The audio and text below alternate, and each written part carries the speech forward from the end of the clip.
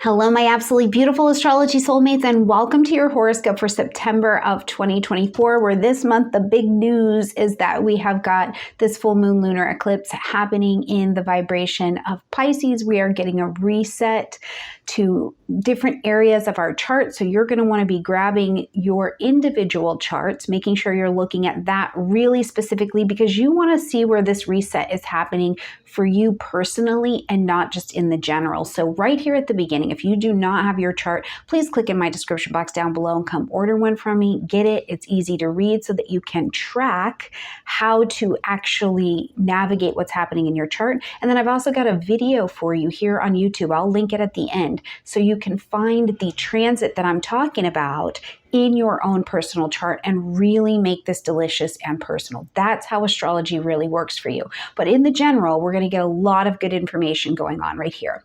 Now, I always get asked this question as well, so let me address this really quickly. Should I listen for my sun, my moon, or my rising? The short answer is that these videos are made for your sun sign, and the way that astrologers do that is we take the sun and we move it to the first house, and that's what we have to do because we can't possibly read every individual chart. So you can know that that is the intention. And no matter where the sun is actually at in your chart, think of it like a guitar. If you strum a guitar string, no matter where your hand position is at on that guitar string, you're going to feel the vibration. So there will be some semblance of an action that just happened. It's kind of the same thing when we're talking about sun sign general astrology. Now, what's easier typically is to just go listen to your rising sign video. But there's a complication, I think, with that is that, first of all, your rising sign, depending on the housing system that you're using, your rising sign might also not be giving you the correct house that the event is actually happening in your chart, okay? So you still run into kind of that same challenge as, well, my sun's not actually in the first house. The other thing is that when we're talking about your rising sign, the interpretation is different. You're not moving in your rising sign the way that you're moving in your sun sign. You're not moving in your moon sign the way that you're moving in your sun sign. So my answer to you is this: listen to this for your sun sign.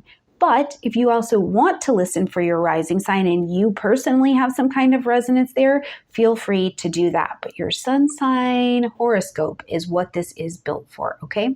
Oh, if we haven't met before, I'm Stormie Grace. I'm practicing professional astrologer, and I come through the evolutionary and humanistic lens. So that's the kind of astrology you're going to get here. We look at the soul story, where you came from, what are you working towards, but then also as a human being, how do you practically get that done using astrology's help against your map? So that's what we're doing here. But specifically in this video, we are going to talk about what's happening in September, because there's a couple nuances that I think change up the month for us.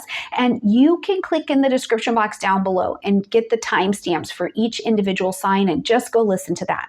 But I also want to give you a little breakdown here in the general, okay? Because we're going to have the full moon lunar eclipse, but we've also got Mars coming back to Cancer this month, where it hasn't been for 2 years. And Mars is coming with the cleaning brush. It's like, let me take this out of here. I got to weed this garden. This doesn't belong here. Mars, when it comes into a new space, it changes the direction of that area. Not to mention, Mars comes into Cancer, changes the direction, but then goes out of bounds. So for 20 days in September, Mars, what you're doing is actually out of bounds. It's out of your normal space and your normal realm of how you're navigating things. And what are you navigating? The emotional realm, the family realm, the home realm, all things Cancer. You're going to get outside of your normal bubble. So this is going to be a really interesting month. Now, I've also done a video with Nicholas Polomonakis where we talk about the Mars and Cancer journey going all the way to February 2025, because the Mars retrograde is also included in this as well. So I'll link that up here and I'll put it at the end as well. So make sure you check it out, okay?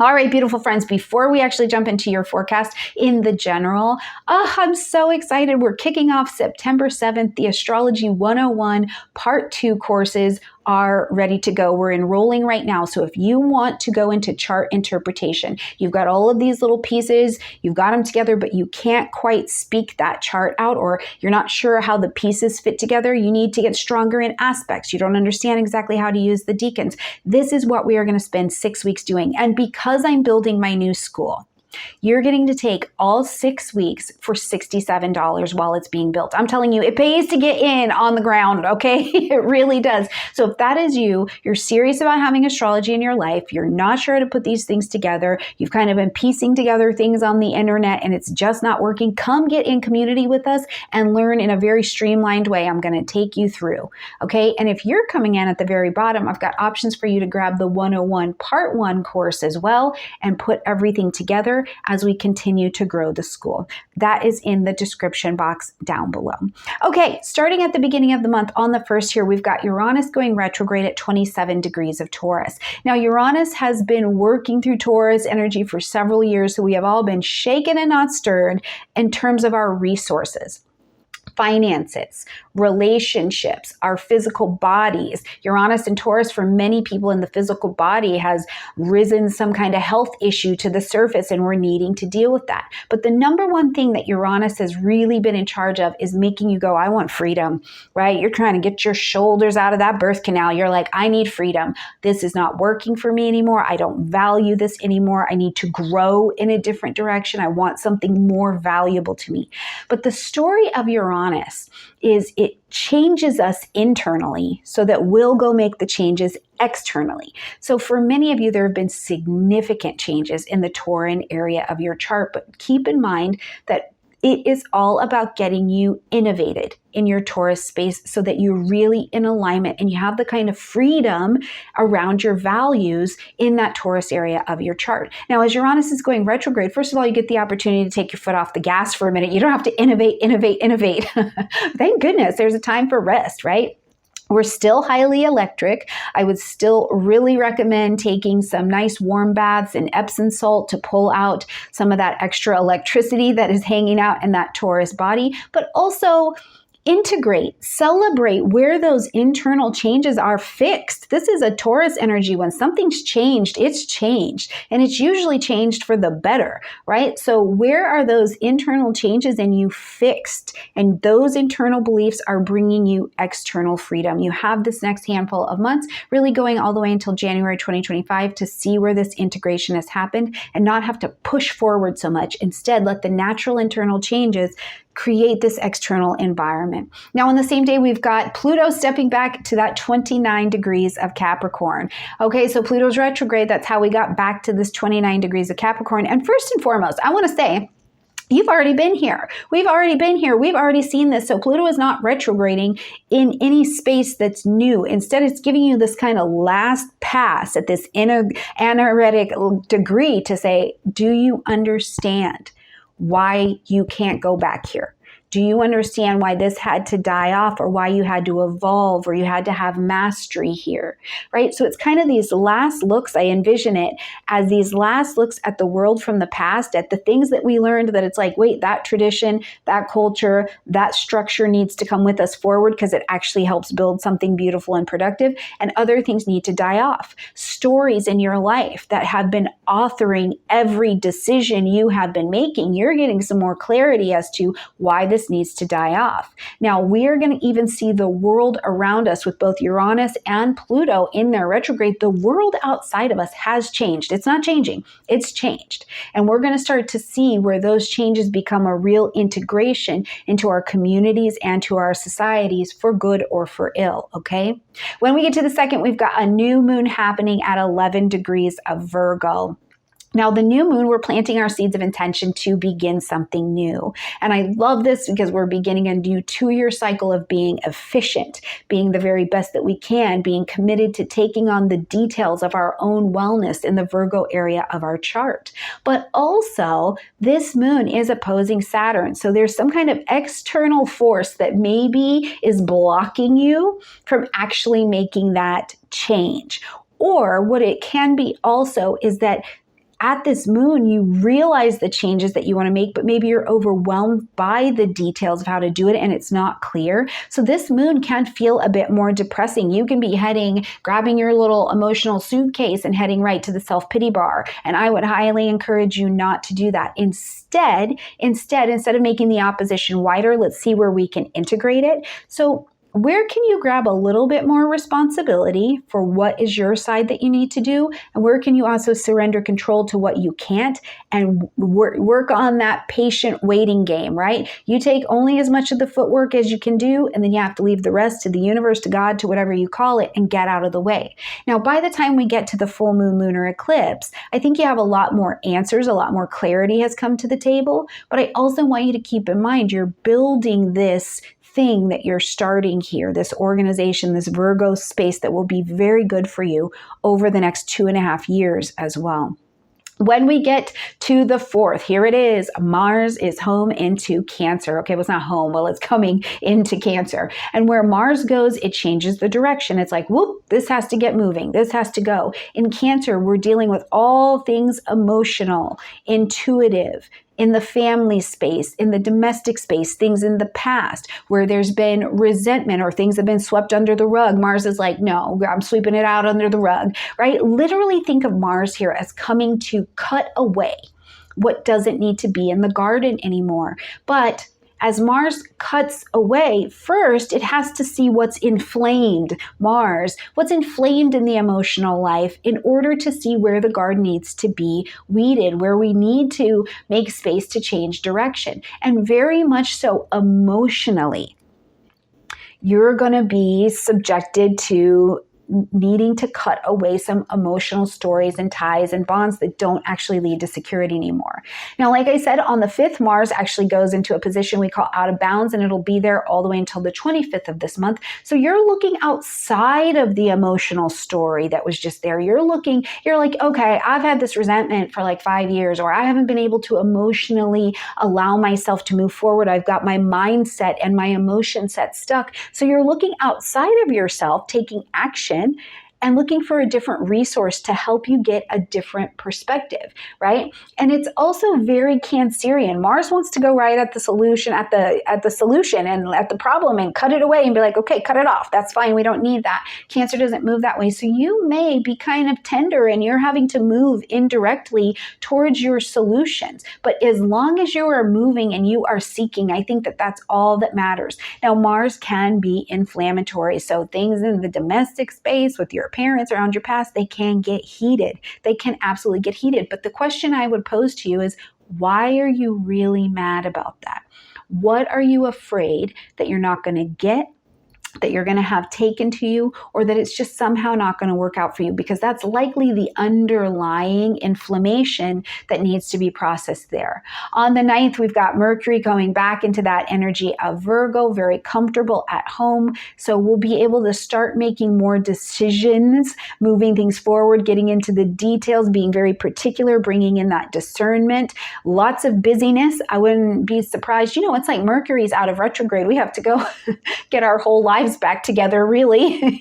You know what I mean? So a busy time, the energies are going to kick up, but it's great for discernment. It's great for doing the daily things that need to be done, making those phone calls that need to be made. You didn't want to make them during Mercury retrograde. You can do them now. Now, as we get to this full moon lunar eclipse that is happening on the 17th, and this is going to be happening at 25 degrees of Pisces. So first of all, this is a full moon, so it's asking us to end something, acknowledge something, or adjust something. And we're making that adjustment from things that we actually began in March of 2023. I'll have a full moon lunar eclipse video coming up, so we'll delve into that. But you just need to know that there is a pattern to where this is coming from and how it will play out going forward. Now, this moon is also right here in orb to one of its ruling planets, Neptune. It's giving a little love down to Jupiter, its other ruling planet. So something that is really particularly pronounced at this eclipse is that you're not only having a reset, right, but you're being asked to pivot from old and outdated patterns of belief, behaviors that were maybe holding you back. It's asking you for a really opulent amount of forgiveness. It's asking you to look at your faith, right? At some point, you can study all the astrology you want. You can do all the human design you want. We find ourselves in a position of surrender, realizing we did not make the universe. And what controls it? What's putting it in the sky? What is governing our lives? There's a sense of powerlessness that eventually comes to all of us, right? As as you experience being a human being, and where are you at with the understanding and connection and trust with that thing. This Pisces area of your chart is going to be lit up to show you that. But it's also going to light up to show you, have you been playing? Have you been being inspired, making time to be inspired? Have you been resting? Have you made time to allow yourself to rest so that you can have your cup filled and be inspired, right? Addictions, if those are needing treatment, or illnesses that have been behind the scenes, our friends and family members that are in specialized institutions, right? These are all things that are getting a reset and being called to our attention. When we get to the 22nd, Jajang, we are entering into fall because the sun is moving into Libra. So happy new season. Well, depending on where you're at in the world, let's just say we're changing season because we do have some of our friends in Australia as well, and you're not heading into fall, right? So we're changing our season, but we're at another starting point, and we're going to start looking at the relationships in our lives that we are connected to. And I just want to give you this. I think this is the most powerful thing in September, honestly, is having a look at where you want to go in your future and hi Brody, who are you connected to that's going to help you get there, right? And this is the thing, you have to be in the right room with the people who are going in the direction of the future that you want to have, right? You'll be re-looking at this and you'll be motivated, I think, as the sun is here in Libra and at the end of the month, Mercury comes here, to talk about what you're into, to get on board with the groups that are doing the things that you're doing, to bring partnership, mentorship into your life, into close proximity so that you can achieve going to the next level that you can't get to without partnership. A lot of rebalancing of partnerships, making sure that they are healthy, wealthy, and wise could absolutely be signs of what's coming up in this Libra season. But before we leave the month, also on the 22nd, Venus, after making the Libra area all delicious, is now going to roll into Scorpio. So when Venus is in Scorpio, remember, Venus is still an attracting planet. I'm pulling in, pulling in, pulling in. I'm only attracting, right? You're not going out to hustle. So you're calling things to you that are more deep. They're more maybe taboo, maybe more mystical. They have a lot more to do with, you have to get in some kind of vulnerable or intimate connection with it in order to transform. So whether this is sex, whether this is therapy, whether this is astrology, whether this is some kind of financial commitment, right? A relationship commitment, your past, whatever it is, Venus is calling it in for your engagement. And typically it's really pleasurable. Now, the only thing I will say is that when Venus is in Scorpio, I feel like we have to ask questions. You have to ask questions if some wonderful, mysterious opportunity or stranger or person from across the room falls into your life, or someone's come back from the past. Ask these questions. Are you married? Does someone believe that they are married to you? What is going on so that you can really enjoy the deep, vulnerable, intimate connection that is coming here, because it can be so good. It can be so transformative, but you don't want to start out something at the beautiful head of the Scorpion and it's interesting and it's mystical. And then you find out there's some bullshit going on and you get stung by that stinger. So make sure you are asking questions about the opportunities that are beautifully coming into you, but now you can deeply explore them. And if they are good to go, let the passion happen. Let yourself transform and come alive. Let income and relationships flow to you, okay? All right, my beautiful friends, click in the description box down below. Go to the timestamp for your individual sign. Make sure you get signed up for Astrology 101 Part 2. We are starting September 7th, 6 weeks. You and me, discount rate, learning astrology, making you your own astrologer. I can't wait. Have a beautiful month, and I'll see you in October. Hello, my absolutely beautiful Aries friends, and welcome to your horoscope for September of 2024. We're Aries this month. The big ticket item that is going to be taking our attention is going to be this full moon lunar eclipse that we're having in Pisces, because the eclipse is meant to reset. So for you, absolutely, there are spiritual changes. There are changes coming for you over the next 6 months where you're going to really be telling the truth about, what you like, what you don't like, something that's like, it's if you've had a thorn that's kind of been in your spirit, I think that this is going to give it an opportunity to release. It's going to give you an opportunity to take a really good look and get truthful about some outdated behavior patterns that are not working. They are not working anymore. But also, I think that this eclipse, Aries, puts you in a position where it's going to, confront you with the truth of like, what are you going to do about it? And the answer you may find is that you are in no more control of just changing yourself than you were at any time today or in the past. And thus we need a mentor. And we can see that in the beautiful guidance of Pisces being ruled by both Neptune, which dissolves, but also idealizes, but also Jupiter, who is traveling through the Gemini vibration, bringing you a teacher, bringing you new learning, bringing you new information, bringing you your next level of expansion. Because here's the thing I really want to wrap this up into, Aries, is if you could do better, you would just do better. If you could just not have those behavior patterns, if you could just live in your creativity, if you could just really be connected to your spiritual life, you would. But sometimes we need a little bit of extra guidance. But first we have to have the acknowledgement that we need a little bit of help. So I think that this is such a profound thing that is going to be happening for you and unfolding not only over the next 6 months, but really as we travel through 25 and 26, tip of 2027 as well. So big changes. And what changes for you spiritually when we wake up, when we shift our consciousness, what changes in the whole rest of your life is the whole rest of your life. So I'm absolutely thrilled to talk to you about what's going on this month. Now, Aries, if you don't already have your birth chart, please click in my description box down below and get it. And also listen, the 2025 digital transit calendars are ready. So if you're wanting to be prepared, please click down there and get it, because this is going to help you see what's coming every day, even moving throughout 2025. Plus, if you use my code right now, you get a discount. So you want to get in on that. And then we'll use this against your chart, not only through the rest of 2024, where we are always using your birth chart, but we're going to use it in 2025 as well. So jump in and grab it, okay?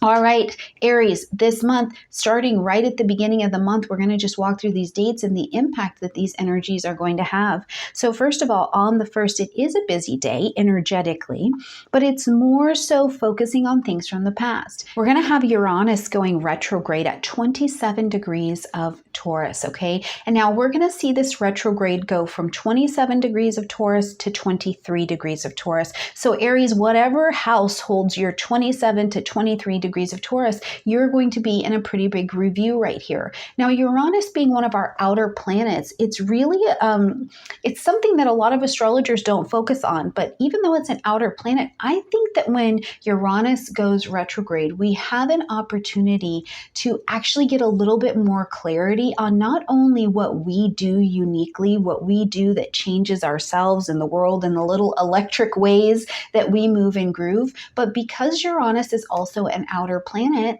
and it's a societal planet, we can look at the way that things that have been changing in the world. We have an opportunity to stop, breathe, and like get our bearings. So with this particular one, especially in the vibration of Taurus, right? You've got an opportunity to look at what inner changes, first of all, need to come, need to happen, are going to be unfolding for you as you are looking at your money. Because the inner changes are going to bring the external changes. And the changes that you have the ability to make at this particular time are going to be what set your money up, set your wealth, set your values, your values, set your ability to use your creative talents to earn for yourself. It's going to set you up for your future going forward into 2025 and to infinity and beyond, right? Because a Uranus retrograde really takes you back to go, okay, hold on.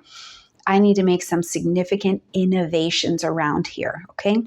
So that's going to be happening and walking and working through your second house of Taurus energy. And we're going to see that retrograde going all the way until January 30th of 2025. So you've got time to make these changes. And thank goodness, because the world is changing, you're going to have to understand, do I know how to, have I learned to earn in the new economy that is available, which is the digital revolution, very Uranian, right? Or am I set up? Do I have a wealth system or some kind of financial or security system in place to take care of me financially as things are going forward? Okay. Now, on the same day, we've got Pluto moving its retrograde, which it's been in for quite some time. We are going to see Pluto take its retrograde back into the domain of Capricorn. And this is a big deal. for several reasons. First of all, Pluto's coming back into this Capricorn vibration, puts it back at 29 degrees of Capricorn, right? So, whoa, okay, this is an intense amount of energy. At 29 degrees, this is an anaretic degree. It's powerful. We are really reviewing old structures that are not going to work for us anymore. We're also reviewing, as Pluto is here, elements in our lives that have to do with power, control, what needs to die off so that it can be reborn. And Pluto works by destruction, and it is not a gentle go gently into the night kind of destruction. It is about, if you want personal mastery, if you want real change here, this has to die off. But what also can be reborn of the power of Pluto that I think is incredible is you get this real sense of mastery. There's a sense of drive. You can build something that stays with you for a massive amount of time, right? Pluto also being one of the outer planets, it's telling you and bringing your signal back to 29 degrees of Capricorn, old structures of working. This is happening in your 10th house, Aries, how the society, the economy, the governments in your area and in your country have been set up. Where has there been control, manipulation, lies? Where is it time for things to be eliminated because it is the time and their fate to be put to rest? So this is going to be a massive turnaround and the last bits of turnaround to happen in your career zone. And where this opens you up, Aries, to some real success, I think, is again to look at, in combination with this Uranus retrograde, both being in earth signs, where you've got inner behaviors that have to die off so that your external circumstances, especially long-term things, can really be set free. Where can you have these internal changes, maybe even compulsive behaviors that you had that can now set your career up for really being successful? Where are the long-term changes in your relationships been playing out? Because in the 10th house, this is also, what do we call you in public? Do we call you husband? Do we call you wife? Do we call you mom? Do we call you grandma? So some version of your name dies off in public. Some version of your reputation dies off in public, and it makes space for your brilliant and intense rise to power to come into your new name. So I absolutely love the energy for you. And I have to say it. At the 29 degrees of Pluto here, of Capricorn here, the transformation of your life, the internalization process, with Pluto, it's been slow. We've had many retrogrades throughout Capricorn, and this is not our first one at the ending degrees either. So it's been slow, but now I think you have more clarity and you're able to step more into your power, and there may be more of a willingness to let past conditions of your life fall away. But just be mindful that Pluto is still a slow changing, a slow vibe planet. So we've needed some practice to do this, okay? When we get to the second, we see that we've got a new moon happening at 11 degrees of Virgo, and this lights up your 6th house space. So this is going to be all about health, wellness, your daily routine, and I like to include your mental health and wellness, Aries, how you're taking care of yourself. Aries, if you have not gone back to your 2024 annual video to check out your medical forecast that was given by Cameron, please go back, check it out, see where you're in alignment, see how that can really help you as we're traveling through this portion of Virgo season, because your health, how you construct your health, the discernment of what is a priority in your daily routine for you to be healthy is really on the table. But you've got the opportunity to plant your seeds of intention for where you would like to commit to some kind of daily routine, day-to-day living that allows you to be your very best. It's the most healthy for you, right? And if this means that you're going to spend the next 4 weeks and certainly the next 2.5 years with different behaviors, because we talked a lot about how these inner changes are coming. You're going to spend time in different behaviors that allow you to be more organized or put you in a position where you're going step by step and learning a new way to live. This is going to be the absolute most excellent time to plant your seeds of intention there. Now, if you happen to be a freelancer or you're self-employed or something like that, this new moon is also a great time too for you to begin new projects or call them to you. Just remember though, when you call them, they're going to require real attention to detail. They're going to require you to probably do some researching or something like that. And that's fine, because I bet you're brilliant at what it is that you do. So call those projects in and then love on them in a very Virgo way. On the 4th, we see your ruling planet Mars stepping into the vibration of Cancer. Now, it hasn't been here for a couple years, okay? So it's going to bring some sauce. That's just what I have to say, because Mars is Mars. Mars brings a change of direction, a course correction wherever it goes. Now, Mars is going to be in Cancer all the way until November 3rd. So this lights up your 4th house, home, family, real estate, property, the things having to do with your parents, family and domestic dynamics in general. Mars moving here, first of all, is you get really direct, which is funny because Cancer is an indirect energy, so it's like you're trying to be direct about something, and the family or something regarding the family or your home is coming in a very indirect manner. And this can be irritating. Mars is irritated because Mars wants to go right at what is the problem? What are we doing? What needs to be solved? And not only is it wanting to go directly at something, now it's not able to go direct. It has to go through the feelings. So this is not going to be, there's just a practical answer. We're not just making a practical start to something. Cancer is a cardinal energy, just like you. This is going to be, we have to make an emotional start on what is going here. And that can be a bit moody. So what I'm going to suggest to you, Aries, is trust your intuition. Trust your intuition about what actions need to be done. What is the desire you actually have for your family and your home and your domestic dynamics? What actions do you need to take that will allow you to feel safe and loved and protected, to maybe even actually increase the safety or the intuitive, instinctual safety of your home space. Now, something else I want to say about Mars, because Mars can also help us get things done in the home zone. You're like, yes, I need it. I've been renovating this bathroom for 2 years. Okay, good. Mars and Cancer is probably going to help you get it done. But it just may take a little bit longer because you're going a bit indirect towards things, but it will get done. And we are going to see Mars start its retrograde in Cancer. So, but that's not going to mean, until we get further down the road. So just having a note that it is good for helping you get things done, but it can cause contention in the family zone as well. So if things get heated, just remember, sometimes we have to have those breakdowns, or we have to have those things said so that we can have the breakthrough, okay?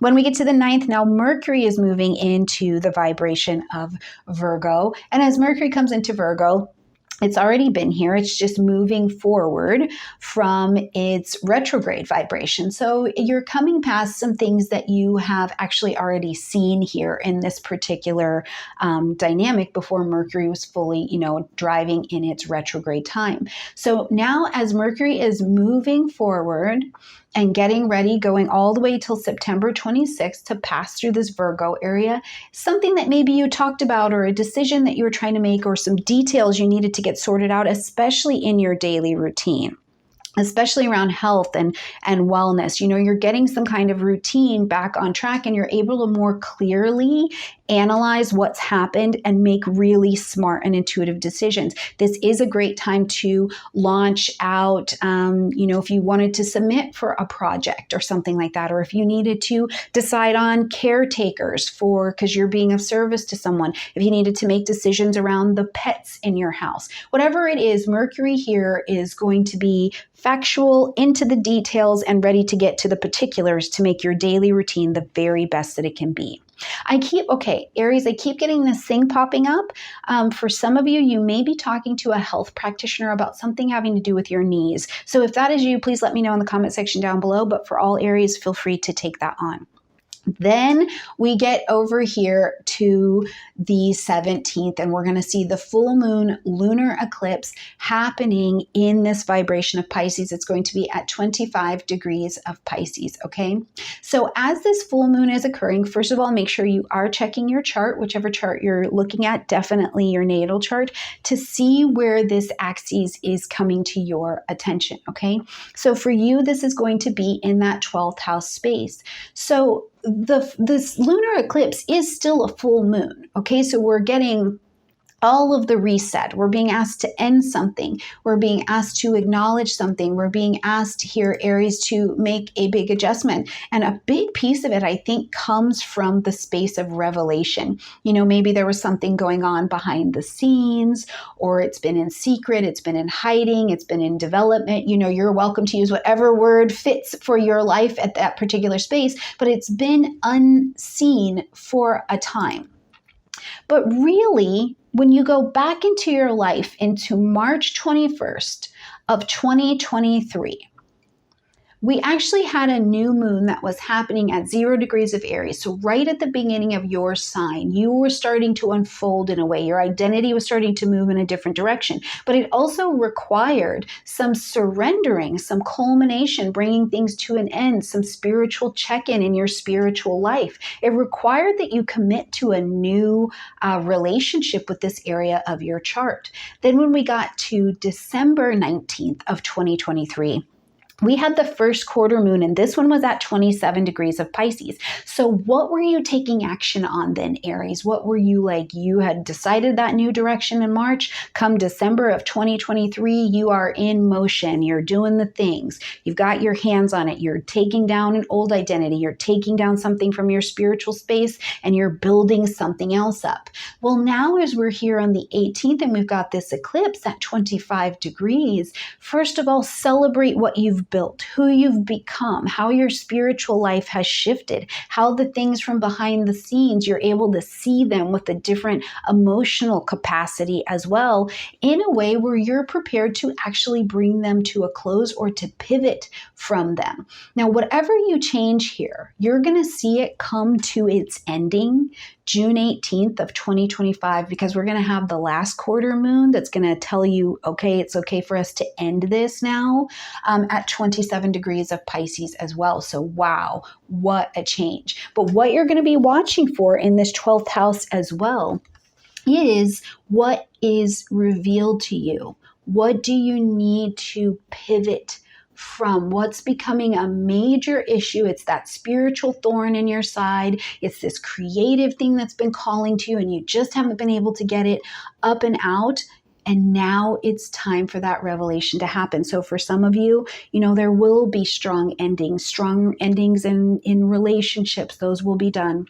They'll be done and be time for them to cut off, because you really see it for what it is. There may be strong beginnings to relationship where you're like, whoa, I do not want to miss out on this. I'm going to tell this person that I'm going to tell this person, I'm going to tell this organization, I definitely want to do this and I want to move forward. Whatever it is, clarity is available, okay?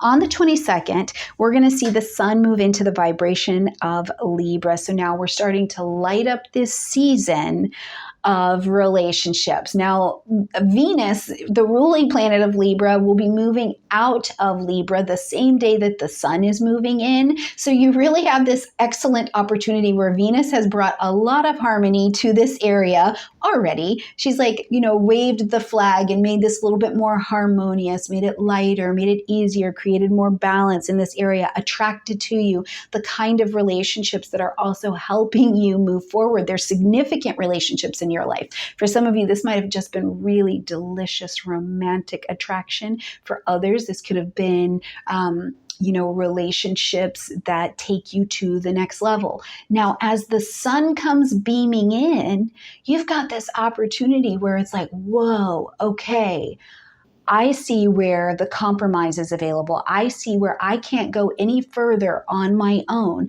without being in connection with this relationship. I like Libra season typically for everybody. But Aries, in your relationships that you're already connected to, you may be finding a new commitment level here, right? Where you're like, I really see that the function of my relationship is to take me, this other person, and all these connected to this next level. We have a purpose here. But also in any relationship, if balance and sanity need to be restored, partnership actually needs to be restored, something in your public relations, maybe you've got something going on that's legal, there is a restoration and a motivation of energy here. On the same day, we're going to see, like I said, that Venus is moving out of Libra after having done beautiful work on those relationships and moving into Scorpio, into the 8th house. This particular movement on this day and the days going forward, I think is also really profound, because if things have come up in your family zone or there's been inflammation of relationships, Aries, Venus moving into Scorpio wants peace, wants harmony, wants to deal with what's at the root of things. The sun beaming through Libra is like, I'm motivated to have partnership, to put things together, not take them apart. So with Venus here, you're vulnerable. You're like, you know what? It is okay. I don't need to be afraid of the vulnerability here. I can have these conversations. I can make these decisions. That's the way that I'm going to go to the next level. I can have these conversations around what we need to do with money. I can have these conversations and move with some ease around death, debt, taxes, healing, trauma, right? And the thing that I love about Venus in Scorpio is there's no acceptance for superficiality or mediocrity. So here you're going to start to have the good conversations, and this is going to go with you all the way until October. So take this opportunity, Aries, this month to make your relationships the best that you can, and the best that you can make them is by getting down there to the core. What is going on in the intimacy and the assets of this relationship, and just tell the truth, okay? It's really, really delicious. Now that Venus is also an attracting energy, so you can be attracting in more serious partnerships where there's a deeper level commitment. And whether that is you're taking out a loan and it's like, I'm really serious, I'm going to commit to this, and there's a bit of intensity behind that because you have to pay it back. You could attract to you sexual relationships or sexual intensity in your relationship where you're telling a different level of truth, you're having a different experience. The only thing that I will tell you is that be mindful while Venus is traveling in Scorpio not to hide your love, not to hide your vulnerability. Be in the spaces where you don't have to guard yourself, okay? All right, as we're going to close out this month, we've got on the 26th, we've got Mercury moving into the vibration of Libra now as well. So I'm telling you, the conversations, the decisions you've needed to make and have in your relationships are going here. But this is also a great time for negotiation. If you've had, some kind of legal situation, this is a great time for negotiating. Okay, that you might not leave this month with a ton of clarity and answers, because Libra can be indecisive and we're thinking, we're going back and forth, we're sharing the information, right? You might have a little bit more movement on this as we get to Scorpio season, maybe, but I think that this is a great time for one, considering all perspectives that are on the table, especially in your one-to-one conscious chosen partnerships, to allow there to be decisions that are like, okay, this can be win-win. We can be win-win here. Mine is not the only voice. And also a time to negotiate. Do you want a higher salary? Do you want something different in your relationships? We've got Venus and Scorpio. It's working at the depth of you this month. What is important for you to have to really thrive, right? If you're doing presentations or you needed to do something like that, Mercury is in a Venus-ruled sign, so you're probably brilliantly charming. Your words are like butter onto other people. And this can also be great for you in the workspace, right? You're being received well. It's a very attracting energy. So I look forward to seeing, Aries, the shifts that happen for you this month, especially the things coming up around the family or your domestic zone, where you're having probably some pretty important conversations, the things coming up around your work and your career zone, because your day-to-day life and routines are definitely changing, and it's time to take some leaps, my beautiful Aries friends. So let me know about you and how you're doing and how it's going in the comment section down below. Bye, Aries. Hello, my absolutely beautiful Taurus friends, and welcome to your horoscope for September of 2024. And I want to say in the beginning of this forecast, Taurus, if you do not already have your natal chart, please make sure that you click in my description box down below and get it. Get it. You need it. We've got to really be looking at this stuff against your own chart so you can see where these things are really lighting up. And Taurus, if you're ready to go a little bit further, remember that my Astrology 101 Part 2 class is open, and we're going to be starting actually on September 7th. So if you're listening to this early, you've got plenty of time to get signed up, but that natal chart will be with you forever. Now, Taurus, this month, yes, the eclipse is happening, and that is the big hot ticket item, but I also think there's some other really cool things going on for you. First of all, Uranus is going to be stepping into a retrograde in your sign, and we're also going to see both Mars and Pluto stepping into a position of being out of bounds. So it's giving this energy that what you're looking for and the way that you're transforming, you're actually going outside of your normal realm or the normal way that you would do something, Taurus, and you are coming at something with a new solution. I really like it. You're searching for a different way to do you, to do these areas of your life. So I'll talk to you all about that, okay? But let's jump in right now, Taurus, and see what the month's got laid out for you. So on the 1st, it's a busy day coming in. We've got Uranus stepping into its retrograde at 27 degrees of Taurus. So first house, this is all about you. Uranus has been in your sign, Taurus, and I'm a Taurus too. We've been over here being shaken, not stirred, okay? So you're different. You are different, and I love the different that is available for you. But as Uranus takes this retrograde at 27 degrees of Taurus, it's also going to back up to 23 degrees of Taurus, okay? So it's not a fast-moving planet. You're not going to have your hair whipped back or anything like that, but you do want to know the degrees that it's working with. We're going to see Uranus coming direct on January 30th of 2025. Now, as we're looking at this retrograde, it's not the first one that Uranus has done in your sign. We did this last summer. So it's really about looking now where your inner changes have happened, and it's actually producing, you're living different. Your external circumstances are different because of the internal changes that have happened. And the internal changes that would have happened, Taurus, are all about freedom. And it's the kind of freedom that makes you go, I can't do it. You've been up against some kind of inner tension, and then it's hit some kind of change. And this is the kind of change that makes significant impact on what you will do with your life moving forward. And sometimes it's a little bit of a mess, like your attitude can get sideways, or at least it appears that way to other people. Because especially Taurus, you as a fixed energy, you just kind of go along, right? You're doing what you're doing. You're a fixed energy. And then when Uranus is in here, you're like, that doesn't work for me anymore. Or you're like, you know what? I don't know that that's that big of a deal. It can be just a really different change in your attitude. But the changes, whatever they are you attempting to bring about freedom? You're like, I need change. I have to innovate. I have to change forward.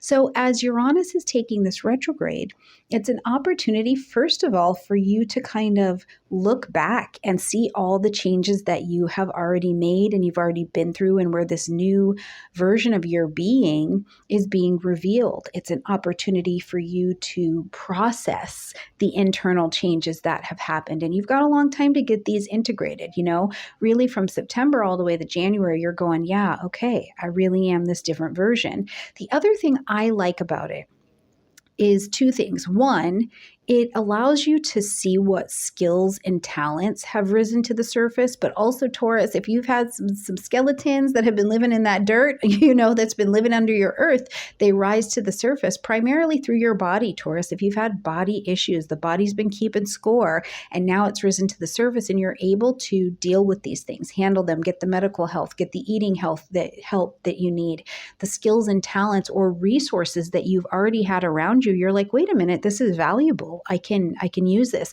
Let me give you a prime example of that.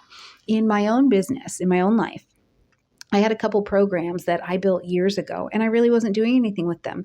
And as Uranus has been coming around and I've been looking at resources, I was like, whoa, hold on. These are really very useful to other people. So they're going to begin to come back online. So things like this can be coming back for you as well. Now, the second thing that I like about it, which is it's a double-edged sword. Uranus is rebellion.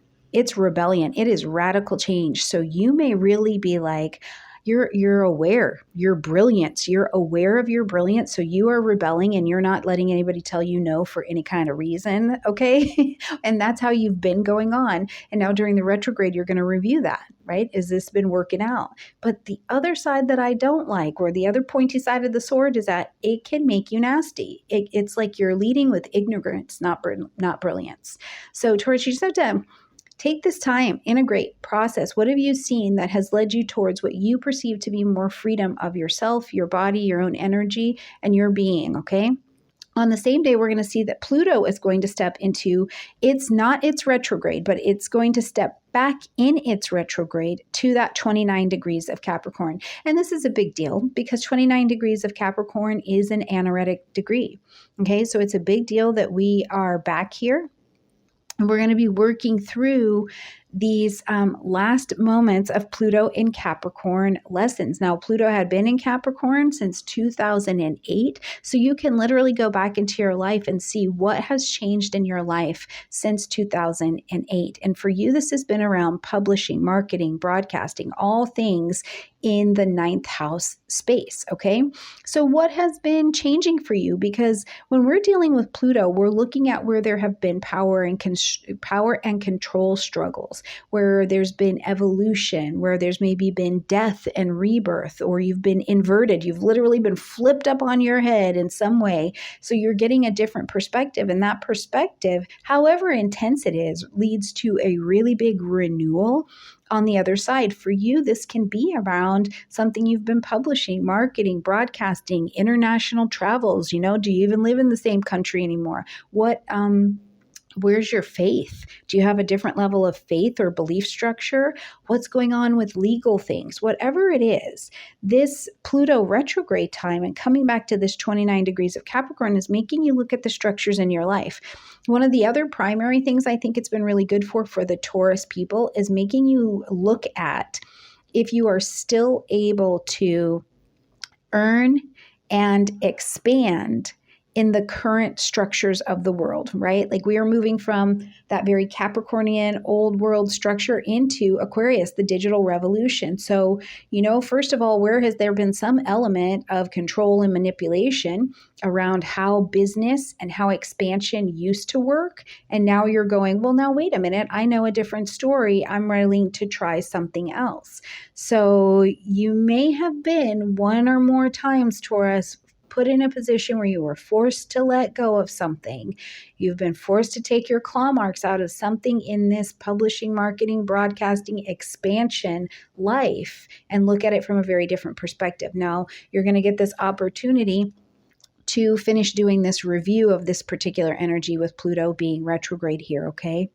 All right, when we get to the second, we've got a new moon happening at 11 degrees of Virgo. So this is going to be in a fellow Earth energy. So we love that because it makes naturally a trine to your energy. So this is going to light up your fifth house space. And I love this because when Virgo season comes around for you, Taurus, it's a time of joy, pleasure, play. It's a time where really, you're getting organized because Virgo is going to be detailed in your day-to-day being, very methodical. It's going to be using more of the intelligence and trying to make this area of your life the best. But it's also the season where you get to take pretty seriously making sure that you're having pleasure, that you're having play, the things that are happening for your children. Maybe they're getting organized in some way. You have an opportunity to get organized there. Now you're planting your seeds of intention at this new moon to be more organized, to have the fifth house area of your life be the very best that it can, which means you're going to spend some time doing a little bit of discernment, being a little bit analytical about what the routines in your life, what's going on with your children, what's going on around how are you engaging in play in your life? When's the last time you just played? When's the last time that working out or being healthy, Virgo, or eating healthy was actually fun? Fifth house. Okay. Now, I do think too, for some people, Taurus, and you'll have to let me know in the comment section down below, for some of you, it may actually be that you're needing to help someone younger than you with some kind of digestion or nutritional thing. You're planting your seeds of intention, and you're looking for how you can bring a real positive energy to this, because you're going to end up being in service to them or being some kind of helper in some way. Okay. So keep that in mind. Let me know if that's you. In the comment section down below. Now, when we get to the 4th, we've got Mars moving into the energy of Cancer, into your 3rd house. Now, Mars hasn't been here for 2 years, so it's like this area of your life is getting ready to change direction. In the 3rd house, we're doing all things communication. Okay, we're doing the way you speak, the way that you learn, the way that you talk, the way that you give and you receive information, that book that you were writing, short distance travel. I'm talking, maybe you're going city to city, or we could even do state to state, right? You're going on a little adventure, things going on with siblings. And some of you may actually be ready to take a course or finish some of those courses that you have already purchased. Now, here's where I think it gets interesting. This is going to be working out for you. We're going to experience this Mars transit. Like I said, we only have it here once every 2 years. So this is energizing. And when Mars comes into a space, it changes the direction of what's happening in that space. So all the way until November 3rd, you're going to have this change of direction. But Mars is going out of bounds between the 5th and the 24th of this month. And I love that for you, because first of all, what it means is that your actions, you may be doing something that is really not your common doing, right? Maybe you always said, I don't want to write a book. I don't want to do that. And here you are writing the book. You might have always said, I never really wanted to learn about fill in the blank thing. And here you are learning about that thing, right? Mars is going to take your actions out of bounds. Other things that I think we have to be mindful of is that Mars brings inflammation. So absolutely, Mars could bring to your table, there's some harsh paperwork you're getting. There's some harsh negotiations that you're having to go through. You're realizing 3rd house, you really thought you knew something, or you really thought you had something together. And Mars is bringing a bit of inflammation to that. And it's like, no, you don't have this as solid or as secure, Cancer, as you thought that you did. Okay. So whatever it is, just remember, Mars is showing up to get you to take action in ways that are going to kick you and bring that energy into the right alignment. Okay. When we get to the 9th, we see Mercury moving into Virgo. So it's back into Virgo after doing a little tour of the retrograde space. But it's not fully bringing us into the present, because Mercury will not be in the present until we get past the 11th and we see it get back to that 4 degrees of Virgo. Okay. So as we're experiencing this Mercury in Virgo energy, this again is going to light up your 5th house space. So more conversation is definitely on the table, better decision making. Don't be surprised at all, Taurus, if it's busy, because Mercury in Virgo is bringing in all this details, all this information, bringing home all those folders from all the teachers because you're going back to school, bringing in all of those bills from the doctor that you saw, all summer, right? So don't be surprised if the energy is a bit busy right here. As we get to the 17th, we've got the full moon lunar eclipse happening at 25 degrees of Pisces. Okay, this is going to light up for you, Taurus, your 11th house space. So first and foremost, in the 11th house, we've got friends, social groupings, organizations that we're attached to, but also your long-range plans, goals, and designs that you want for yourself. And I also put social media in here as well. But the deal is when you have a design or a vision that you want for your life, my teachers have always told me, if there is something that you want, you have to get into the same room with the people who already have what you want so they can show you how to have that. So at this particular full moon lunar eclipse, not only is the full moon on and you're getting an opportunity to pivot, right? You're going to end something, acknowledge something, or make a really big pivot and adjustment to what's been going on in your life in this 11th house. So you may not end up having the same friends in the next 6 months. Your friendship groups may change significantly, but it's going to be about who are you actually in alignment with? What do you want to know and what do you want to learn, Taurus?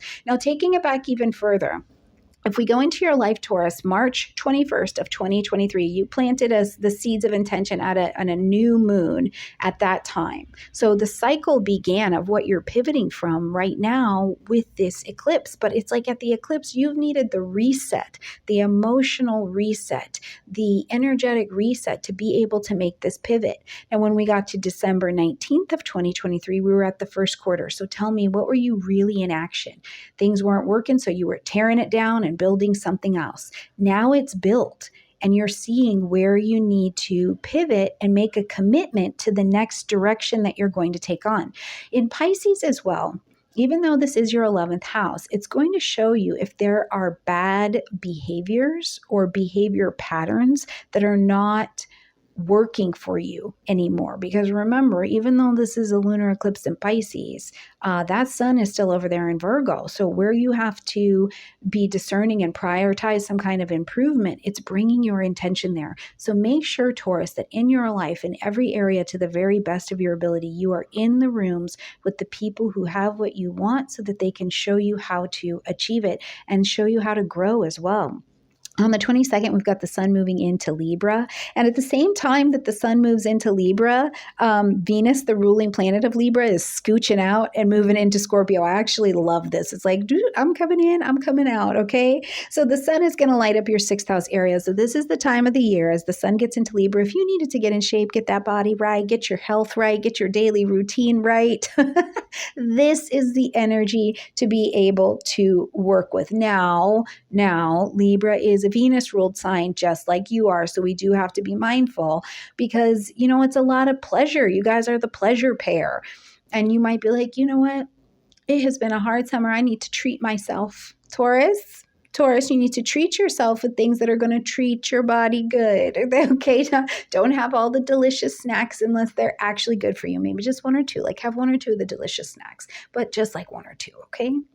Now, at the same time, we're going to see that Venus pulls into that vibration of Scorpio, now lighting up your 7th house space. So as Venus is heralding her flag into Scorpio and lighting up your relationship space, one of the things that can be happening is if there's been anything going on in your relationship and it needs some reharmonizing, and I'm talking romantic relationships, marriage, business partnerships, you and your higher power, you with yourself, if there's been any kind of breakdown, Venus is going to be able to help you create a new harmony and a deeper, more vulnerable, more intimate, more passionate connection here. So it's deeply, deeply personal what this is for you. It is in the 7th house, but it's deeply personal. There's going to be some level of vulnerability attached to where you're needing to recreate the harmony, okay? But Venus also makes the work of recreating the harmony a little bit easier. Now, the other thing I like when Venus is in Scorpio, just as much as I like it, is when Venus is in Pisces. Sometimes people come back from the past, or sometimes there's been a little something behind the scenes going on, and you find out the information about it. Plus, the sun is over there in Libra. So it's like, hey, guess what's been going on in a relationship? Hey, guess what is going on in a relationship? Maybe there's a financial conversation that needs to be had. So I'd be watching your relationships, your finance area, to see what kind of really good potentially changes are coming your way. On the 26th, as we're going to close out this month, Mercury is now entering into that vibration of Libra. So into the 6th house. Again, in a daily routine kind of way, I would watch the messages even coming from your body, Taurus. What is your nervous system telling you? What is your gut telling you? What are the messages you've got to prioritize listening to in a daily way? Because they're trying to tell you if you're in the right space, if you're healthy, if you need, do you lack magnesium? What do you need to be healthy in a day-to-day way? The other thing that this is really good for is if you happen to be a freelance person or you own your own business and you need to put projects out, Mercury will help you put those out. Put those projects out, do the work, get into the details, bid for that project, do that project work, right? So it's really very helpful in that way as well. All right, my absolutely beautiful Taurus friends, please let me know how your month goes down below. Take care of yourself, take care of your health, enjoy this eclipse, right? It sounds funny to say enjoy an eclipse, but you've built something absolutely brilliant. We're at a full moon time, so celebrate what you've built. Make sure you make yourself ready to pivot from it, but don't forget that celebration because you've built a little something, okay? All right, beautiful Taurus friends, I love you. Have a great month. Hello, my absolutely beautiful Gemini friends, and welcome to your horoscope for September of 2024, where Gemini, the big news this month really is that we've got this lunar eclipse that's happening at 25 degrees of Pisces. This is going to light up your 10th house space of career, your soul level calling, your title, your reputation that we call you in public. So there are some changes that are available. The lunar eclipse is not only a resetting and a pivot point for you, but it's also going to be a pivot point that can take about 6 months to play out or plays out itself over the next 6 months. So definitely some changes coming over there. And as we're considering the lunar eclipse, I just want to share this with you at the beginning. In the general reading, Cancer rules the second house for you, which means the moon is the ruler of that second house space. So as we're considering what's happening with the lunar events this month, particularly an eclipse, we also want to see the impact it could have in your finances. So Gemini, there could be some pretty dramatic changes to the direction of your finances or what is required of you in your finances in the next 6 months. So we'll talk about all of that as we get going down the road here. So first and foremost, Gemini, if you are wanting to learn a little bit more astrology and be able to do this for yourself, if you're listening to this before September 7th, I have got my Astrology 101 Part 2 class going on right now. It is $67. And you get all 6 weeks for that $67 while we are building the school. So if that is you and you're ready to learn, please click in the description box down below and let's get you signed up. And if you do not have your natal chart already, that is really the ticket to all of this. So click in the description box and let's get that sorted as well. All right, Gemini, at the beginning of the month on the 1st, we've got Uranus going retrograde at 27 degrees of Taurus. So this is going to light up your 12th house space because Taurus is just one sign behind you. So as we're looking at this energy of Uranus going retrograde, what it's really trying to bring your attention to is where you're having these changes from within, that where, Uranus direct has been demanding freedom. You're like, I want some kind of freedom. And for you, this has really been a lot around your spiritual space, around the past, being free from things from the past, being free from old karma, being free from old ties to even family or financial dynamics coming up in your life. How about any of the things coming up in your life around your health and your wellness? These are very much so concepts that could be you've been working on getting freedom from. But the inner changes have to be in place in order for the external changes to materialize. So as Uranus goes retrograde, you're going to have this opportunity to go back and to be reviewing the inner changes that have in fact come to you, the changes that you have made while Uranus has been traveling, especially between May 15th of 2024, where we saw Uranus enter into its pre-retrograde shadow time at 23 degrees of Taurus, and all the way until we fully leave this retrograde of Uranus when we get to January 30th of 2025. And we see Uranus get back to that 23 degrees of Taurus. What kind of changes have been made in your secret space, your behind the scenes space, this 12th house? What kind of spiritual content, what kind of karmic baggage have you put down? You'll definitely be doing that review as Uranus is retrograde. Now, on the same day, right here on the 1st, we're going to see that Pluto, who is still retrograde, is going to step back into Capricorn to this 29 degrees of Capricorn. And this is an anaretic degree. So it's telling us and it's cueing us to the fact that this is important. We're taking last looks at really important work of power, control struggles, empowerment, around all things having to do not only with our society, but with forces that we have felt have authored our lives and authored our stories for a very long time. And that is also going to include things that have had to do with family.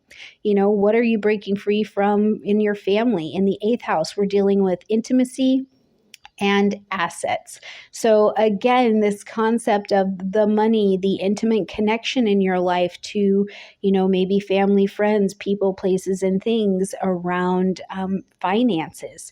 So this is a really powerful kind of energy, I think, happening for you when we're looking at where these last moments of this Pluto retrograde at 29 degrees is really making you go, okay, look, where do I maybe still potentially have some evolution, some dying off to do, some being reborn? Where is the renewal here? And I'm realizing, where I've had control struggles. Now, in another very practical way, I tend to associate not only Mars, but also Pluto with anything that has to do with surgery. So if there's been something surgically, maybe you had to have a knee or an ankle like re-engineered, or you were waiting for information, or you've been in a power struggle in some way around this, I think that during this Pluto retrograde time, you have an opportunity to see yourself getting some solution. Now we'll see Mercury, Pluto, you can tell it is Mercury retrograde. We will see Pluto coming fully out of its retrograde when we get to October 11th of 2024, and it's going to turn direct at this 29 degrees of Capricorn, and then it'll move back into Pluto and Aquarius as we're traveling November 19th, okay?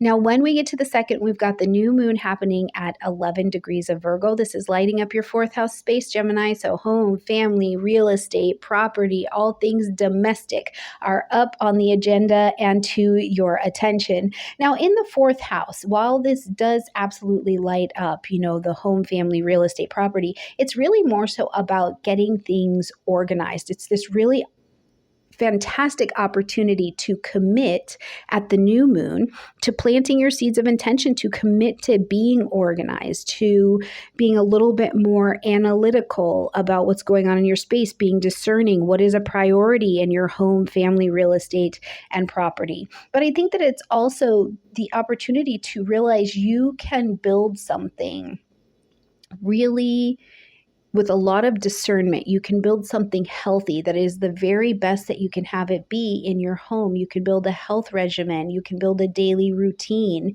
You can finish tasks around your house and in your family that just need to be marked off. They've just been sitting there, and it's a good time to be productive and constructive. And then as you're planting these seeds of intention for this new moon to blossom, it's going to be something that you build into your life over the next 2.5 years. So it's really a nice thing. Now, on a more practical level, Virgo is a caretaking energy. It's of service to others. So you could be taking care of a family member, particularly something having to do with a parent, or you're stepping into a role now where over the next couple years, couple months, you're being called to be an excellent caretaker for someone as well.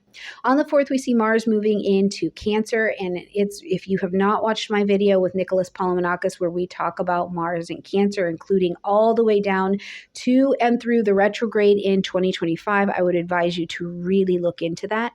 But as Mars moves into the Cancer area of your chart, which it hasn't been here for 2 years, this is again a call to be taking a look at your finances, okay? And one of the things is, you might be trying to meet some financial goal, or you've got a financial plan and you find that you're not getting directly to it because the Cancer moves in a bit indirect kind of way. So you may be in a position at this particular transit going all the way until November 3rd, where you're actually having to, think about, what do you actually desire here? Or you kind of have to work with energy as it comes up. It's kind of an ebb and flow working kind of time. But certainly with Mars here, you're going to be pointing your attention at the desire that you have around your money. What is it that you desire? And then what are you going to do, Mars? And what are you going to nurture, Cancer, in order to have that in your life in this particular way, okay? On the 9th, we've got Mercury moving into Virgo. We've already seen Mercury traveling through Virgo because we saw it during the retrograde time. So now on the 9th, it's still going to be lighting up this 4th house space where we saw that this new moon was happening. So you may be seeing more information come into your space. It's a time where, if you needed to make those calls to do those renovations in your home, or you needed to make a call to discuss something with your parents, or you needed to book that surgery or something like that, this would be the kind of energies that you could make those contracts, have those conversations under. And Mercury in Virgo is going to help you be discerning, going to help you be detailed, get down to causes, facts, and conditions. If you needed to make decisions in your home and a schedule, a daily routine schedule, this is the energy that can really be helpful. Now, on the 17th, we've got this full moon lunar eclipse happening at 25 degrees of Pisces. Okay, and this is again lighting up this career sector of your chart. Now, oftentimes, what we know for sure is that the changes that come of this can be impactful and they can be dramatic because it is still a full moon. So we're being asked to end something, acknowledge something, or to make an adjustment. And we're doing that with a lot of light, but we're also doing that with we're doing it with the emphasis of being reset. Now, this is the first eclipse of a set of eclipses that are going to be happening in the Virgo Pisces energy. So this is also an important eclipse because it's giving us a clue in your career sector, the changes that are going to continue to come and to be worked on. But first, it's important that we're seeing this entry point as a full moon lunar eclipse and ending. Something has to be you have to have a separation from it. So what we can see is that, yeah, people absolutely change jobs. Sometimes people change whole entire careers. We have actually seen that because it's like, listen, the career path you chose is not profitable. It's not, letting you be creative. It's not in alignment with where you would want to go. So you can see the eclipse manifesting not only in the change itself, but also in your ideas or your ideals. Very Piscean is the ideal around what it is that you want to be doing for work. This eclipse is going to show you a lot of things I think that you want. The other thing about it is that it is Piscean. So in some ways, I'm wondering if, the sun is over in Virgo. It's like, what is your relationship to your plans and your execution in how you're doing things in your career? Is it more Piscean and you're just kind of letting things go with the flow and trusting it's all going to work out? Or is it more where you've got to dip more into that Virgo axis and actually make a plan and then trust the universe after your plan is made and you took the footwork, right? Are you taking a leap of faith in something in your career? This is all something that we could see under this particular energy. And since this eclipse is in direct connection with Neptune, the ruling planet, one of the ruling planets of this particular lunation in the first place, I think that really the ideal that you're searching for is going to be a lot on your mind. And this is going to be in the career. It's going to be in what you perceive as your soul level calling and also in your reputation. Okay, so spend some time with this. What's your ideal in this area for yourself? On the 22nd, we see the sun move into Libra, lighting up this fifth house space for you. So bringing light, heat, life, and vitality to what brings you joy, pleasure, play. I think that this becomes a really strong emphasis, and we'll see it continue to gain as we move into October, but on things having to do with children. So, and it can be children, your children that you're working with, but also you as the child to your parents. Okay, so it's not the fourth house where it's your parents and how you're looking at them and how they're looking at you and what that dynamic was early in life. This is now how you see yourself as a child to your parents and what your dynamic is with them today. So with the sun being here, we want to bring in some harmony. All right, we want some ease. We don't want things to be as stressful. We're looking at a lot of relationship-oriented work coming up at this particular time. Now, the nice news is that Venus, the ruling planet of Libra, was just in this area. So hopefully you left a little nice salve, a little healing, a little balancing, made this area very attractive. Maybe even you're doing something very fun and creative using your self-expression, and Venus is calling financial benefit or romantic relationship to this area of your chart. But on the same day, now Venus is going to slip out of that Libra energy and slip into Scorpio, so lighting up your sixth house space. So again, I have this sense for you this month, Gemini, if there have been health conditions or health challenges or surgeries, or maybe you've been going round and round with a doctor or something like that, you're able to get a little bit more equilibrium and get a little bit more solution happening this month. And that is something that is probably really very welcome. Now, on the 26th, as we're going to close out this month, we will now have Mercury moving into Libra as well. So here we go. We're going to have these conversations. At the end of the month, we're going to be making decisions about new partnerships. Are you going to be working with new teachers from the kids' school? Are you going to be working with a new health practitioner? Are you going on different dates? Are you stimulated in that way? And really, when Mercury is in Libra, we're better listeners anyways, because you can kind of accommodate all perspectives. You're like, yeah, okay, that's a really good idea, or that's something different I never really thought about. Or if you needed to go to court and you needed to do some kind of negotiations or something like that, Mercury and Libra in your fifth house is making things a little bit lighter. You're like, okay, yeah, let's take a risk, but I'm not so stressed about it, because you really are looking more for that balance. All right, my absolutely beautiful Gemini friends, let me know what is popping up for you in the month. Let me know in the comment section down below. I love you a ton, and I will see you in October. Hello, my absolutely beautiful Cancer friends, and welcome to your horoscope for September of 2024. We're Cancer this month. The big news is that we've got the lunar eclipse happening in the vibration of Pisces, a fellow water energy. But Cancer, the thing is every month when things are happening with the moon, you are ruled by the moon. So there's a fair amount of impact that's always happening to you as we're having a lunar event, or the impact that is happening to you can be, I think, especially strong or especially noticeable for you, since that is your ruling planet. However, this being an eclipse, I think it is particularly strong, particularly noticeable, and particularly impactful for you, especially in a huge way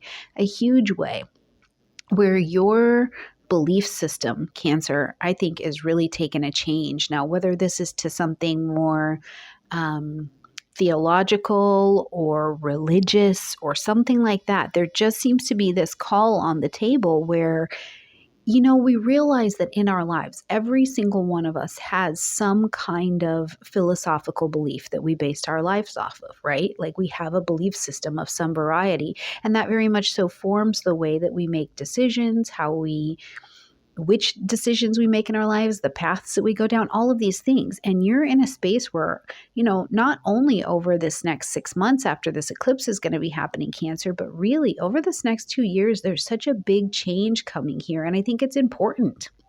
Different philosophies may start to impact your life. It's changing the way that you see the world. So that's going to be a really big deal, especially around things I think that have to do with faith. But I don't want to discount at all that there are other really big changes happening, because the eclipse is going to be happening in your ninth house. It's going to be in a conversation with Neptune, which is also putting a lot of emphasis in your ninth house energy. So if you were planning on going to a particular college or university or training program or even international travel, there could be some disappointment with the change of directions that's coming to that thing. And what I can tell you is that if you end up pivoting, because this is still a full moon, you have to pivot and change directions with what you're doing. I promise, long term, if you are tied into some strong belief system that helps you stay grounded and supported, you'll see that the changes that are being made for you or that you're making are to get you in alignment with your very best ideal. So we'll talk a little bit more about that, but that's pretty much the lay of the land with the eclipses for you, Cancer. But there's a whole month of other things happening. Cancer, before we jump in here, if you are listening to this before September 7th, I would love to see you in my Astrology 101 Part 2 class, where we're going to go more deeply into interpretation, because I would love for you to be able to grab your natal chart, your whatever kind of chart you want to be reading at that time. And I would love for you to be able to delve into there and read that thing for yourself. Really know your astrology. So I'm teaching that. You can take the whole 6 weeks for $67 while I am building the school. So it's really a deal, and I would love to see you in class. That is in the description box down below. And if you're new here or you've been around for a while and you have not gotten your birth chart, also in the description box down below, you want that. That is really where the magic is at, okay? All right, Cancers, at the beginning of the month on the 1st, we've got a busy day. First, we're going to see Uranus goes retrograde at 27 degrees of Taurus, and we'll retrograde and back all the way up to 23 degrees of Taurus. So we're going to see it come direct here in January. Now, as Uranus is going forward, we're making these changes, right? We want freedom for you around your friends, your social groupings, ambitions that you have for yourself. This has been changing. There has been breakouts. There's maybe been some rebellion. Maybe you've been surrounded by really different people. And it's because you've needed some freedom. And one of the things that I love is that, when we get around new places, we meet new faces, and that changes the direction and the trajectory of our lives. So whether you are using social media, and this is what we're talking about, and you get in front of new eyes, that can bring new clients and new opportunities your way. Or maybe you've been breaking free from social groupings that you've had from the past, and you're turning into something really different. You're going down a completely different road, which will shape your future in a different way. Whatever it is, Uranus has been bringing you a lot of breakout energy, but it comes from the inside out. Okay, that's the thing to really focus on, is there are significant changes, and they are coming from the inside out. Now, as Uranus is retrograde, you may get to see where some of these changes that you wanted to have, or you wanted to bring into reality, it's like you couldn't quite get them to go. And now you get to take your foot off the gas a little bit and look back and to see where you tried to begin something and maybe it didn't really happen. But during the retrograde, you get your insides, you get more connected to your insides and what needs to shift in your own internal vibration and understanding and philosophy and social grouping and understanding who you're aligning yourself with, Cancer, so that you can move forward in the direction of the future you would really like to have. And it's not just any old ass future, okay? It's just not. It's Taurus energy. This is a long range, profitable, valuable, helping you build you into your best self-worth kind of associations. That's who you're going to want to be associated with. Now, on the same day, we see Pluto still in retrograde, but stepping back into Capricorn. So it's going to move at this 29 degrees of Capricorn, which is an anaretic degree. So really, really impactful, really important to be paying attention to. Not that we haven't seen it, not that we haven't already, been here and past this point already, but we are back to it. And so this is the last time we're going to be looking at these old structures in our lives, in the world, in your relationships. There may have been ideas in your relationships that, have needed to die off. Really, that's what Pluto is about. Pluto takes something and it's like, where have you had power and control issues? Where has there been a need for evolution, transformation? Something needed to be destroyed. It needed to die off so that it can bring this revival. And the revival is the essence of the new version of this area of your life that can really live and survive here. But because this is also in Capricorn, I do think that there is some strong connection to organizations, to the government, ideas of wealth, ideas of long-range commitment things, marriage, parenting, global ideas, whatever. There's some long range things that have been authoring a story for you for a while. And as Pluto is in this retrograde, sometimes if we're not willing to participate in shifting the power dynamics, we're put in a position where we're forced to let go of something that has been controlling the story for us, and it's not working anymore. So in your relationships, your conscious chosen one-on-one relationships, something that you may be becoming aware of, especially during the retrograde, is where you've had destructive ideas or behaviors, or where you need a detox in your relationship area so that they can be really good. But with so much of the ideas and ideologies and even potentially the social or friend groups changing this month and over the next 4 months, Cancer, I think that you're moving right along to get in alignment with the people, places, and things that are in alignment with the future you would like to have. Now, on the 2nd, we're going to have a new moon at 11 degrees of Virgo, lighting up your 3rd house space. So at this new moon, you are planting your seeds of intention. You're planting your seeds of intention to begin 3rd house things. So this is going to be about things having to do with communication, with learning, with teaching. Absolutely, the 3rd house has to do with buying and selling. Are you buying and selling something, a house, a car, a mini vacation? You're going state to state. But also the 3rd house, we have a high emphasis on siblings, okay? So this new moon is also in opposition to Saturn, which is over in Pisces. And I think that that is something impactful to be paying attention to, because even though this is lighting up this third house space for you, the opposition to this Saturnian energy at this place where you're trying to make this beginning, right? You're saying, this is a new moon. I am committing to a new direction, a new set of ideas, something that I want for myself. As it opposes this Saturnian energy, it can feel like that's really boring. Like, I want this different life, but this is like really boring. You know what I mean? What happens if, am I going to be dull and boring if I give up all of this excitement? Do you know what I mean? It can be challenging to your idea of what relationships or relationships with siblings or what new information. You could be challenging something new that you are learning. There can be a sense as this new moon, this start you're trying to make, can bring out a little bit of self-pity. You're like, poor me, I don't get to, and I don't mean this in a condescending way as well at all, but self-pity is very much so this idea. This is in the third house that you're thinking, you're like, I don't get to do, be, or have these things over here. And it can lead to a little bit of a guilt trip. So the space in the middle, it is an opposition. We want to bridge the gap of something that you're trying to begin. Instead, what I would say is, instead of staying at the self-pity bar, if that is something that is coming up for you, what you want to do is look to someone who's maybe older than you that is successful in the third house way. Maybe they've had success with their siblings. Maybe they've had success learning something new that you're wanting to learn. Maybe they were challenged by philosophical ideas, or maybe they know more about philosophical or theological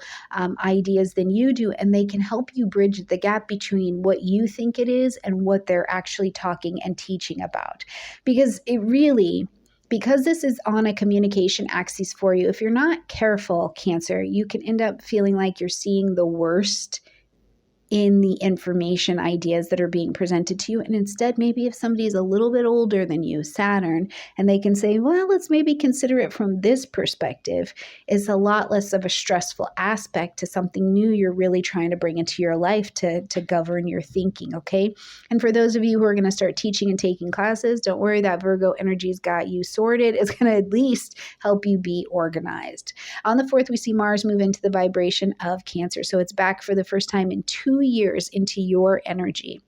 And this is a big deal because this is a lot of motivation, but also Mars can bring inflammation.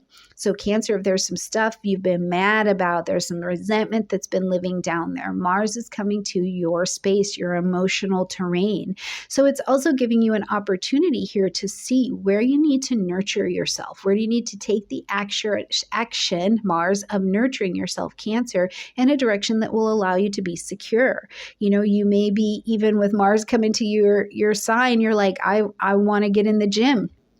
I want to get in the gym. I want to do something different with moving, or the way that I am presenting or moving and taking action with my body. I do think too, we need to be mindful of Mars bringing actual inflammation into injuries or something like that you've had. So please really make sure that you're taking care of yourself. Do those ice baths, do your massages, or whatever else is recommended by your healthcare physicians, okay? But the other thing I really like when Mars shows up is it creates a change of direction. So you are literally changing direction, and you are going outside of your normal circles, your normal circumstances, Cancer, because Mars is also out of bounds just in a day. So where you've been putting yourself, who you've been being with, the way that you've regarded yourself, your name in the mouths of people, you're going to start going outside of those bounds and seeing that there's a lot more life that you can take yourself to nurture. And there's maybe more that you want for yourself. Really exciting. On the 9th, we've got Mercury moving into Virgo, and we've already seen Mercury in Virgo because we had some retrograde. So now it's back here in that third house. You're still looking over and making some decisions about some things from the past, maybe those old conversations with siblings, something like that. When we get to the 17th, we've got that full moon lunar eclipse at 25 degrees of Pisces. And this is, again, lighting up that ninth house space. Now, I talked a lot about the ninth house space and what this eclipse is bringing in for you at the beginning of the video. But something else that I just want you to be mindful of as this eclipse is going down is that very gently, to me, it's a little bit loose. It's just right there. It's in 5 degrees. But this lunation is also going to be having a conversation with Jupiter. So it's like you're trying to expand out. You are trying to get bigger, but there's something from the past, something in your 12th house, something is hidden. Maybe it's a challenge with spiritual concepts. Maybe it's a karma thing. Maybe there's information that you need to share from the past, or it's been hidden, it's behind the scenes. And as you're trying to end, acknowledge, or adjust, you're making this course correction in your belief sector, in your higher knowledge sector. It's Jupiter is here, and you're just like, you're struggling a little bit, I think, to make it make sense. So instead, where I think that we can use this energy at this eclipse to help you coming through that Jupiter energy is to think about, first of all, that, if there are any kind of dramas or anything like that popping up for you around your belief system, right? Around education, around training, anything like that. If something is coming up like that, Jupiter is also a great teacher. So it's still probably bringing in a really nice feeling of generosity, of wellness. The thing is, you want to be social. You want to listen to what other people are saying. You want to act and move in ways and with people that are going to take you to the highest faith, the highest integrity, the most moral ways of behaving. So you're really kind of caught with this particular energy. And I think personally that there may be different forms of belief structures, Cancer, that Jupiter actually has you really interested in. So this is a great time to study them. Anything having to do with Gemini concepts, the networking, the people, the societies around you, your own society, your own cultures, things like that, okay? On the 22nd, the sun moves into the vibration of Libra, and we're going to see this lighting up your 4th house space. So now we're going to start to bring some energy home, family, real estate, property, things with your parents, your own family situation. And in the vibration of Libra, you're really looking at the partnerships that are happening on your own roof in domestic and home ways. So all attention comes home. On the 22nd as well, we'll see Venus now shift into the vibration of Scorpio, bringing in pleasure, play to the 5th house. It's going to be drawing and attracting things to this area of your chart. Now, Venus in Scorpio lights up your 5th house place. So one of the things that has caught my mind is that, maybe there's something coming in for children around you or things around children. Are you having a baby? Are your children doing something for the first time? We're certainly we're here in the school year. We'll be going around about this time. Or is there even somebody who's maybe a challenge that's happening for one of your children? So this is a great space to be looking at this. But other things to keep in mind is that Venus wants to attract some ease to you, but it has to be the kind of ease that you are, or ease and pleasure that you are really passionate about having. There's some intimacy that could be coming to the table. You're enjoying intimacy. You're having wonderful, delicious conversation. Whatever this is, Venus is pulling that energy to you, and there is nothing superficial about it. As we close out this month on the 26th, we're going to see Mercury now move into Libra. So now we've got conversation going. Don't be surprised if the home gets busy. Do you remember landlines, Cancer? I remember that, and the phone would just be ringing and ringing and ringing and ringing and ringing, like the landlines, when people would have all these landlines connected. I don't know. I think I'm thinking of like a call center show. or a telethon line. Do you remember those? Okay. Anyway, so that's the vision I have of Mercury and Libra coming to your fourth house. Very busy, lots of conversation. People may be in and out of the house. You're making decisions about the house. You're signing contracts, just new information blowing in brilliantly because Mercury is fully out of its post retrograde shadow time. So everything moving forward is new now. All right, my beautiful Cancers, let me know how the month goes. I know a little bit of it can be challenging because there are some changes of direction, but something really good is cooking here for you. So let me know about it in the comment section down below. Bye, Cancer. Hello, my absolutely beautiful Leo friends, and welcome to your horoscope for September of 2024. We're Leo this month. This is a really interesting month, I think. First of all, the Virgo season energy is still on, which means when we're talking about finances, your possessions, things of value, all things money, even creative skills and talents that you are nurturing or developing to bring money to you, to allow it to flow to you. This is really lovely. This is just really, really lovely. Now, we've also got to the other side of that, the full moon lunar eclipse that's going to be happening in Pisces in your 8th house, which is a signal that some sort of intimate asset or relationship that you are connected with is actually trying to have its end in some way. It needs to be adjusted, or you're going to see that maybe we have to get a different strategy here, something like that. And it will be playing out over the next 6 months. So there's plenty of that. We're going to talk a lot about this 8th house because I think it's really powerful for you this month, and especially a lot of the psychological shifts that are probably coming with this as well. So plenty to talk about, but Leo, listen, if you are listening to this before September 7th and you want to know how to do this astrology for yourself, please join me while I'm building my school for my Astrology 101 Part 2 course. We're going to go more deeply into actually interpreting the chart. I'll give you foundational pieces to work with to continue to build your vocabulary, and you want to get in while it's being built. That's what you do when times are hard. Get in while it's being built, because as things go on, of course, the prices of things change. So come on, come study with me. $67, 6 weeks, you, me, group, live questions. Would love to show you how to do your astrology and really make it delicious for yourself, okay? All right, Leo, now let's get in here and talk about this, okay? So at the beginning of the month, on the 1st, we've got Uranus stepping into its retrograde at 27 degrees of Taurus. Now, this has been lighting up your 10th house space, so we're not actually looking at anything new, Leo, in terms of your career, in terms of your soul level calling, and in terms of the reputation and name that we call you in public. I wouldn't be surprised at all, Leo, if in this last year you really haven't made a lot of advancements, or you've broken out, especially since May. Really, especially since May of 2024, okay? I wouldn't be surprised if you have broken out of some really limiting circumstances for yourself, where you've gone beyond it now. And the brilliant thing is that Uranus working here it's this reflection from you that the inner changes have happened enough to bring about new external circumstances in your life. So you can nicely see the changes that have happened and also anticipate further significant changes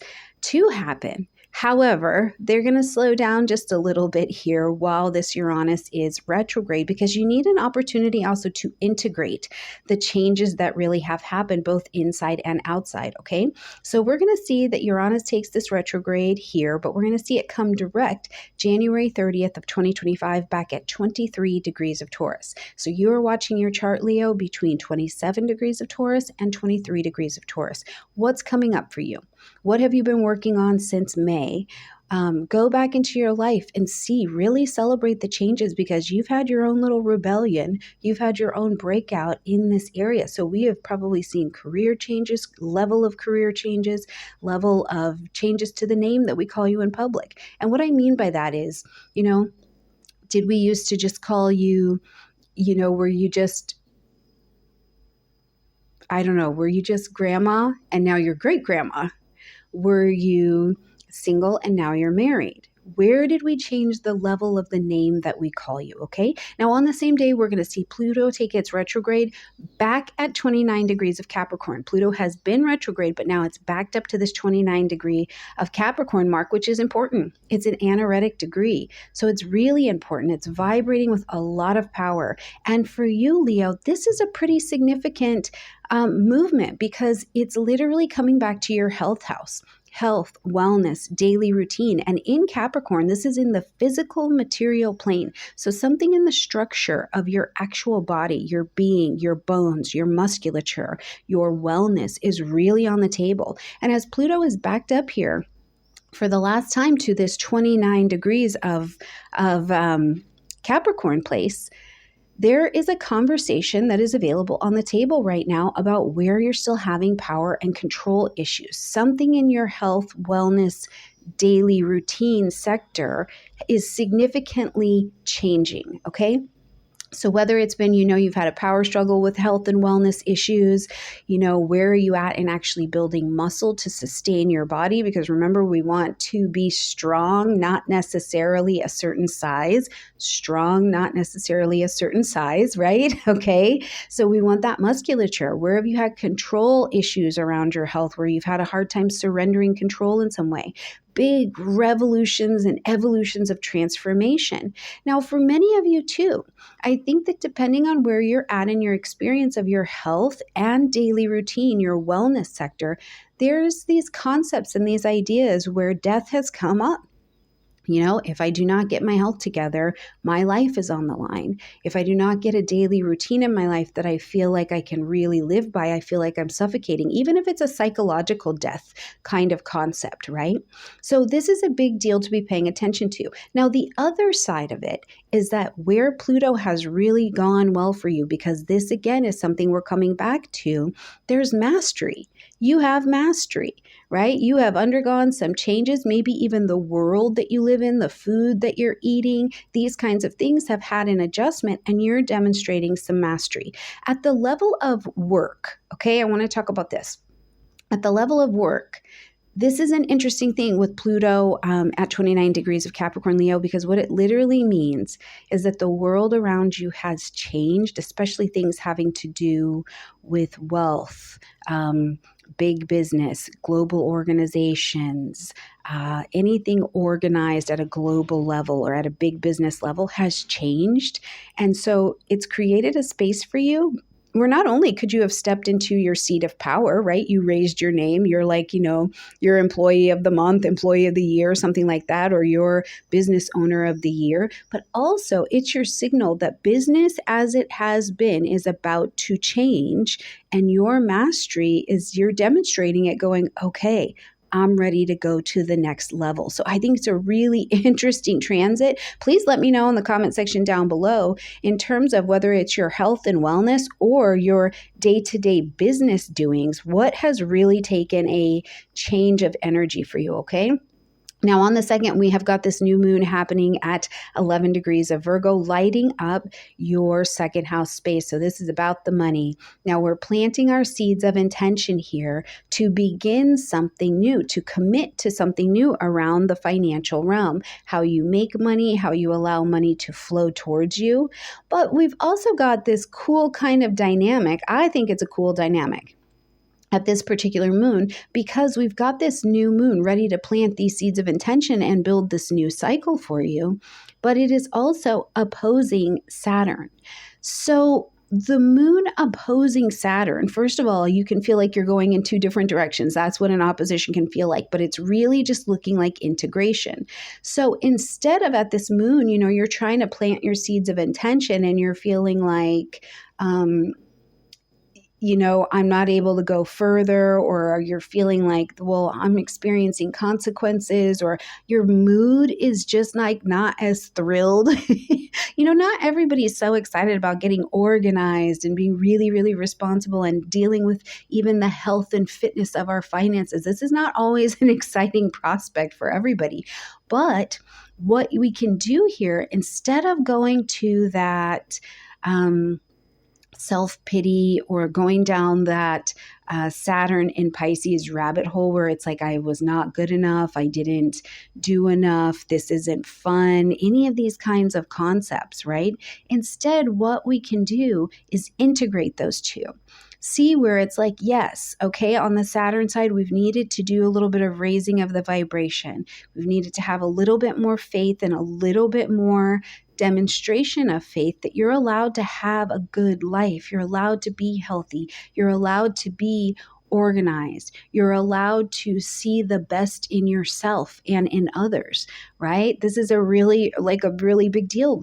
What about the institution of commitment? Saturn, marriage, long-term commitment to something else. It's okay to see the good side in that, not just the negative. And then we bridge that gap with this new moon where you say, I'm committing to getting into the details and learning, bringing a conscious awareness to what this really is. What is this change that I'm taking on, right? What is this brilliance that I want to bring in my life and be of service to? How can I have a healthy interaction with this? How can I do and call to me serious projects that demonstrate I'm worth my value? I'm demonstrating I'm worth the value, right? So whatever it is, on the Virgo side, you're trying to construct something that is going to help you manage your life in a way that is brilliant, efficient, and the most healthy that it can be. And that area for you is your finances, okay?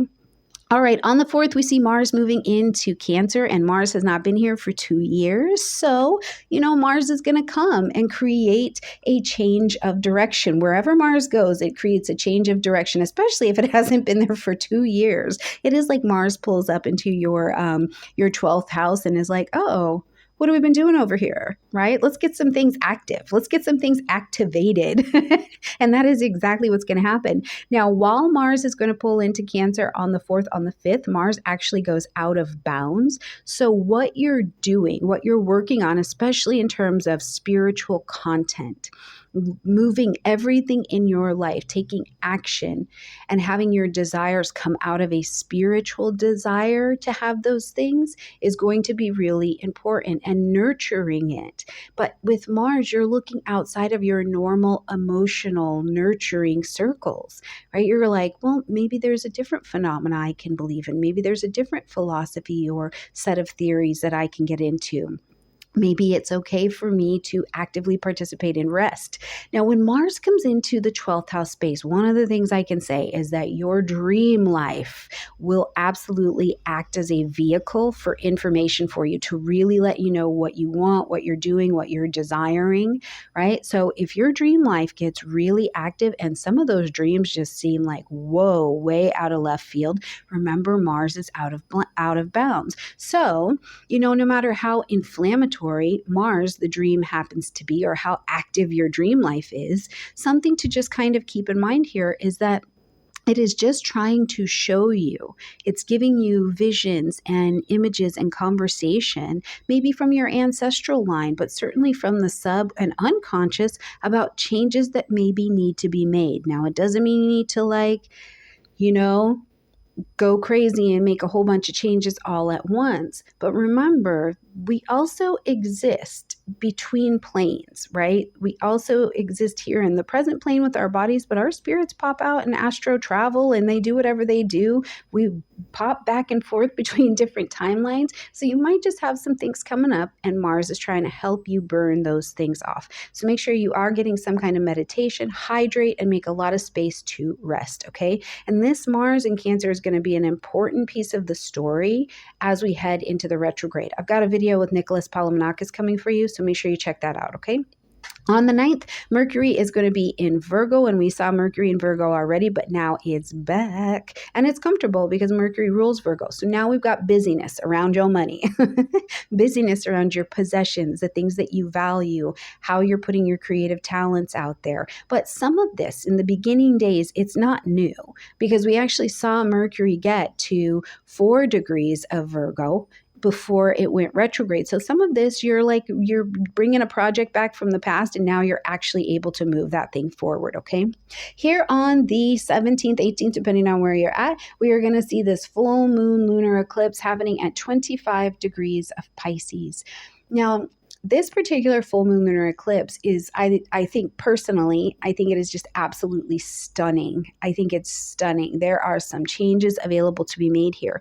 And for you, this eclipse, Leo, is really lighting up this 8th house space. Okay, so like I said in the beginning of the video, first of all, the 8th house is about intimacy and assets. So something connected to sources that we are very intimately tied to, whether that be a spouse or a partner, their earnings, their well-being, traumas that we've experienced in these areas, or is it a bank and you've got a loan that you're connected to?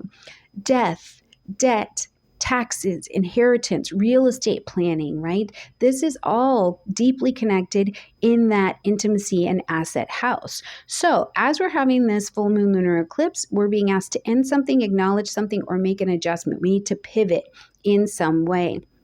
So this particular eclipse in this 8th house is showing, first of all, that maybe you are experiencing more conversations or more experiences around death itself.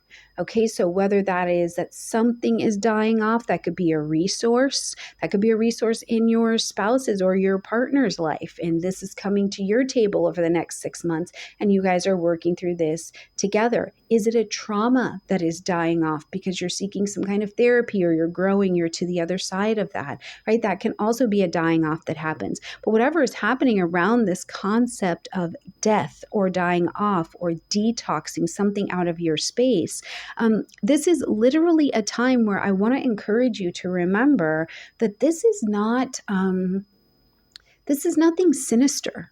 It's nothing sinister. Death is as natural a part of life as life is a part of death, okay? It all is in our cycle. So anything, if anything else, it's about being able to go deeper within yourself and your understanding of your own being and your own life and seeing what needs to be shed. If you never tend to the garden to take out the weeds or to take out the flowers that don't want to bloom there anymore and replant them, you cannot have a full, lush, beautiful garden. So try and hold that vision in your mind, okay?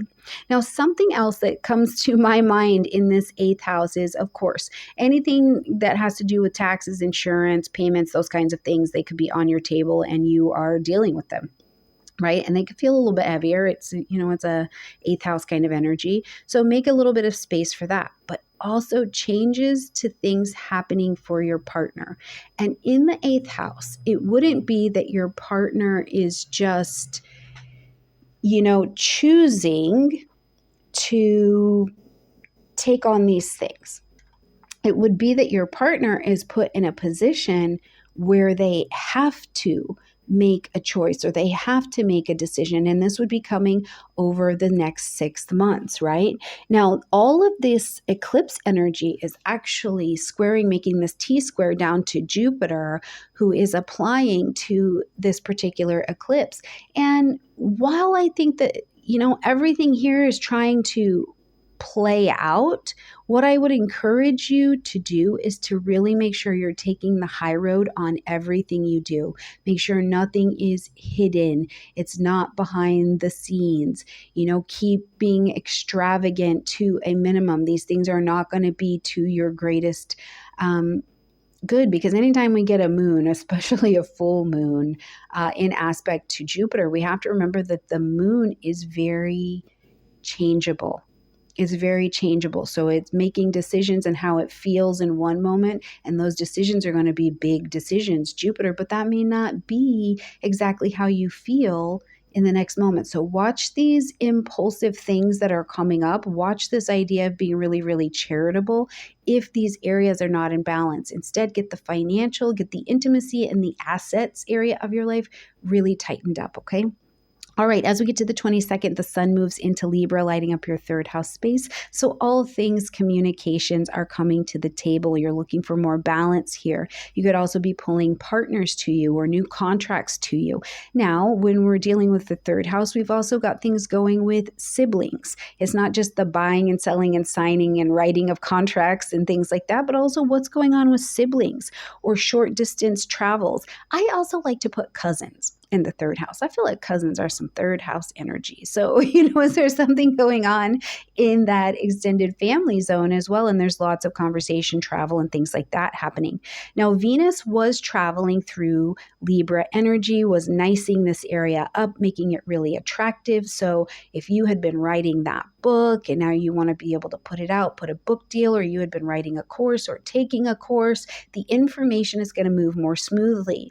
But at the same time that the sun moves into Libra, Venus is going to slip into Scorpio. So this is going to start to light up your fourth house space, okay?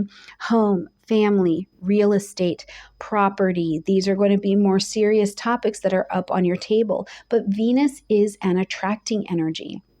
So here in this fourth house space, Venus is looking to, first of all, there's going to be more intensity and more passion around your relationships with family members, things having to do with your parents, right? And you're not looking for anything shallow. What you're going to experience all the way until October 17th is really about the depth of things in your home. It's going to be an intense, a sensual, and all-consuming kind of experience that is being drawn right to you. Now, this also means this is yet again a signal to me this month that these concepts, Leo, around death or the mysterious or things that are beyond this realm, things that maybe are from the past, could be coming up as well. What I want to tell you is don't be afraid of vulnerability in this area. What are those precious conversations you need to have in your home, about your home,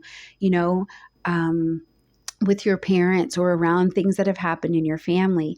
Now, to a very practical space, okay? Venus is still Venus. You really might just want to be fixing your home. You're like, nope, we're going to finish this bathroom restoration, and you're attracting that contractor right to you. You're changing those throw pillows out because the living room cannot stay this color, right? So whatever it is, you're not doing anything small. You're not doing it with a purposeless aimlessness either, okay?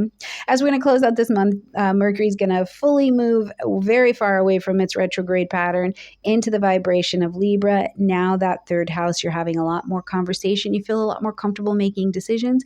And I would not be surprised at all if that area of your life gets very, very busy. So make sure you've got a good planner, a good organizer, a good personal assistant if that's what you need. If you've had a little bit of writer's block, call in the use of Libra to bring some equilibrium, draw some inspiration, which it would be drawing inspiration from Venus in Scorpio. So somewhere deep to help you do that writing, to help you do that teaching, and to make these decisions.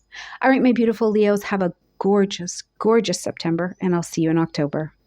Absolutely beautiful Virgo friends, and welcome to your horoscope for September of 2024. We're Virgo. Happy birthday if you're on this side of the Virgo team.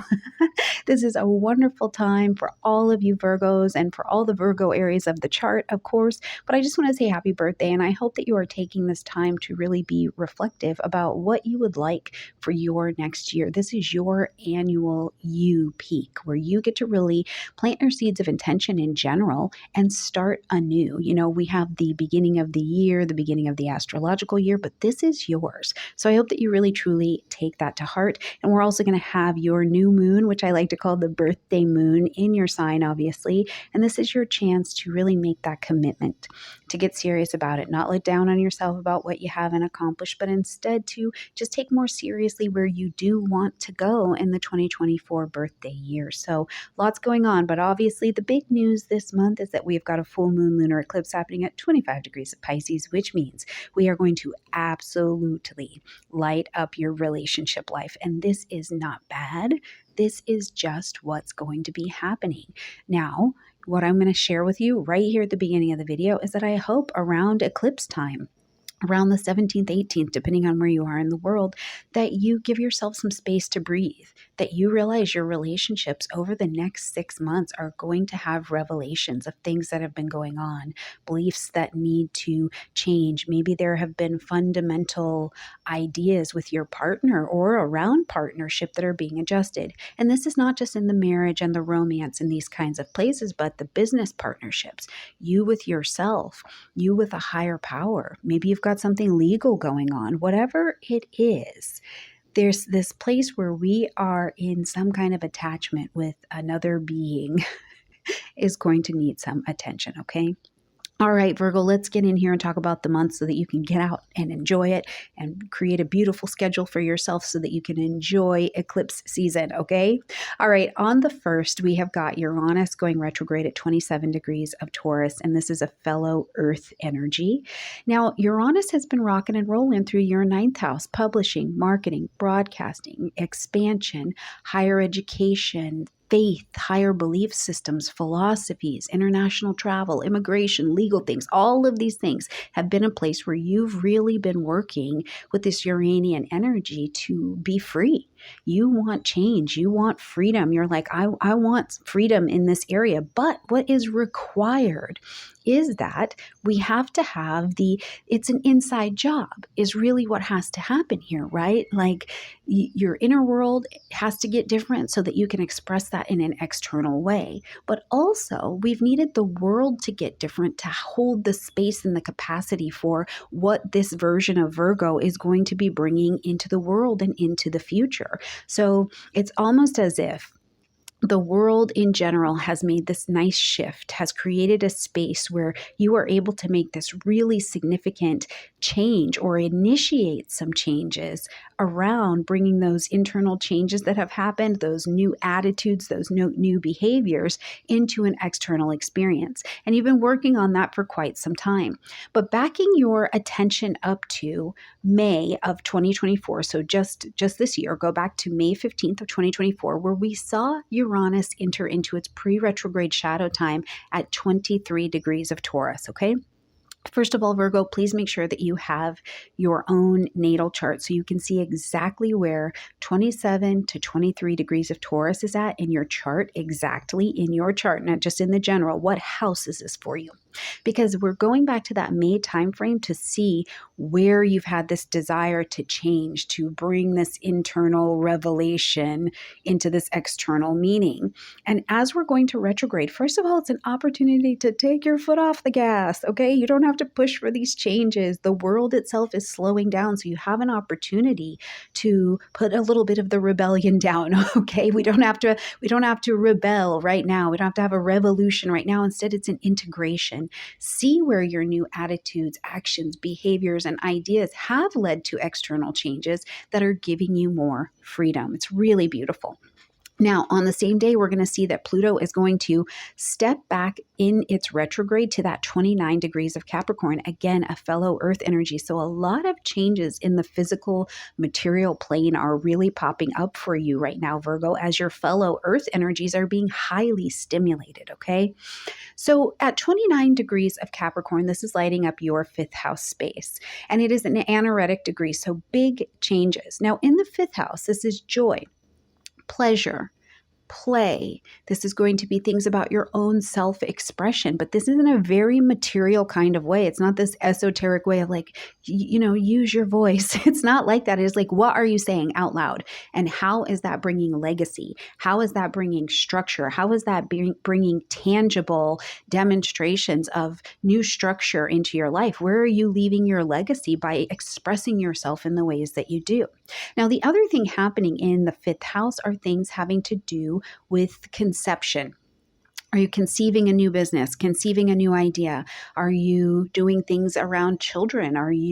Is this an adoption for you? And you've needed to go against the government, or you've needed to demonstrate some kind of authority to some kind of authority that you're ready for this process. In your parenting of your own children, how is this working for you? How are you seeing significant changes where literally you are transformed through this engagement? Some pieces of you have had to die off as you came to a real revolutionary reality around what it is happening in this 5th house for you. The last thing I want to say about this, to really give you some time to think about it and be with it, because we're going to be in this position with this particular energy all the way until October 11th, okay? Is you as a child looking at your parents and how your parents also regard you, what has died off? What has absolutely died off? And there has been a rebirth. There's been a revelation. And Pluto tends to be quite painful. Have you also had challenges in your material world around parenting, around this kind of expression. Now, where there's been pain and pain points, there's also an opportunity for real mastery. So you could be demonstrating this level of self-expression or parenting in some way as well. And it will literally change the way that you fit and you work in the world. So let me know in the comment section down below, Virgo, what is this story that's unfolding for you? Now, on the 2nd, we've got this new moon happening at 11 degrees of Virgo, so right here in your beautiful first house. So this is the opportunity you're taking to open up a 2.5-year cycle of your own development, real development, and you're committing to it. You say, I'm planting my seeds of intention to begin myself, to begin again, to begin and commit to a direction that I see is beneficial. It is healthy. It is constructive. I'm willing to put myself under the lens of having attention to healthy detail, not self-critical and demeaning analysis, not, perfectionism. That is a sickness of Virgo. Instead, we're looking at what is constructive, what is nourishing myself, what is where I'm paying attention to who and how I am, and celebrating my own accomplishments as well. Now, this particular moon is in square to Saturn, is in opposition to Saturn. And I think that's important to acknowledge at the birthday moon, because a moon, even a new moon, as powerful and as intuitive and welcoming with excitement as that is, opposing Saturn can be an invitation to go to the self-pity bar. You're like, I'm not as far along as I thought I should be. My life doesn't look like it. My body, my this, my me. It can get into the self-pity bar and have a more depressive quality to it. And instead, I want to give you a workaround. Instead, let's go to the Saturn in Pisces sector. Okay, this is about your relationships. So if your relationships don't look like what you think they should look like, instead, look from the Saturn side. Where have you needed to be more serious and create more boundaries in the relationships that you're in? And it takes you from that position of being a victim in your relationships, and instead of being really honest, really accountable, absolutely forgiving, but forgiveness does not mean that we agree to poor participation, right? And so where is there also a coming to be in spiritual responsibility and accountability? And that moves Saturn to the middle. And then we've got that Virgo new moon on the other side where you're like, yeah, we're practicing all this beautiful forgiveness and Saturn is coming to the middle. Now Virgo gets to meet Pisces so that they're meeting up and creating integration in the middle. And you say, here's the plan. Here's the getting down to the serious work of understanding myself, of understanding my little quirks or my little day-to-day things, how I keep me in step, and I'm bringing those together with compassion. And so in the middle, instead of being in the self-pity bar of how the relationship doesn't look like or isn't, or whatever the negative of that is, there's this space in the middle where you say, you know what, as organized, as brilliant, as beautiful as I am, I'm coming with forgiveness. I'm coming with letting some things culminate and end in relationships. I'm coming to understand where I need to create and accept boundaries of other people as well. And this creates a more healthy experience and integration, I think, because in a day-to-day way, these relationships that we are engaged in, they are influenced by our day-to-day living and thinking patterns as well. So let's make them the best that we can. So when you commit to the new you and the new life and the new relationships you want, this is a place where you can build something healthy. On the 4th, we've got Mars moving into Cancer, and it hasn't been here for 2 years. So you know that Mars is coming in with those with those let's do stuff glasses, okay? So in Cancer, it is lighting up your 11th house space of friends, social grouping, social media. But also in the 11th house, we see your long-range goals, plans, ambitions, and designs that you have for yourself. But in order to get to those things, you have to be aligned with the right kind of friends, with the right kind of social groups. They have to be spaces where you can be nurtured, okay? So Mars here, first of all, is Mars. Mars is Mars. There may be inflammation in the social groups. Okay, so your friends could have things going on, or things could be coming up, or you're learning things about, people in your group where you're displaying your own real true self. And you're like, this isn't actually in alignment with this group anymore, and I need to pivot. Now, I want you to be really aware. While Mars is also great for cutting away what doesn't nurture Cancer in your social groups anymore, I don't want you to necessarily greet this with so much fear. Because when we change our places and we change our spaces, we get new faces, and those new faces shape the futures, right? So, what's the future you want for yourself? Are you in the right room with the right people who are nurturing the same vision that you have? Because they will nurture the part of you that needs to grow in order to be in that vision of your future self and to bring that into reality. So, you may absolutely see through this season, you are doing some cutting away. Now, this season with Mars in Cancer is also going to go all the way until 2025. This is not just Mars in Cancer. And Nicholas Polomonakis and I did a beautiful talk about how this season all plays together. So make sure you check out that video. I'll put it at the end, okay?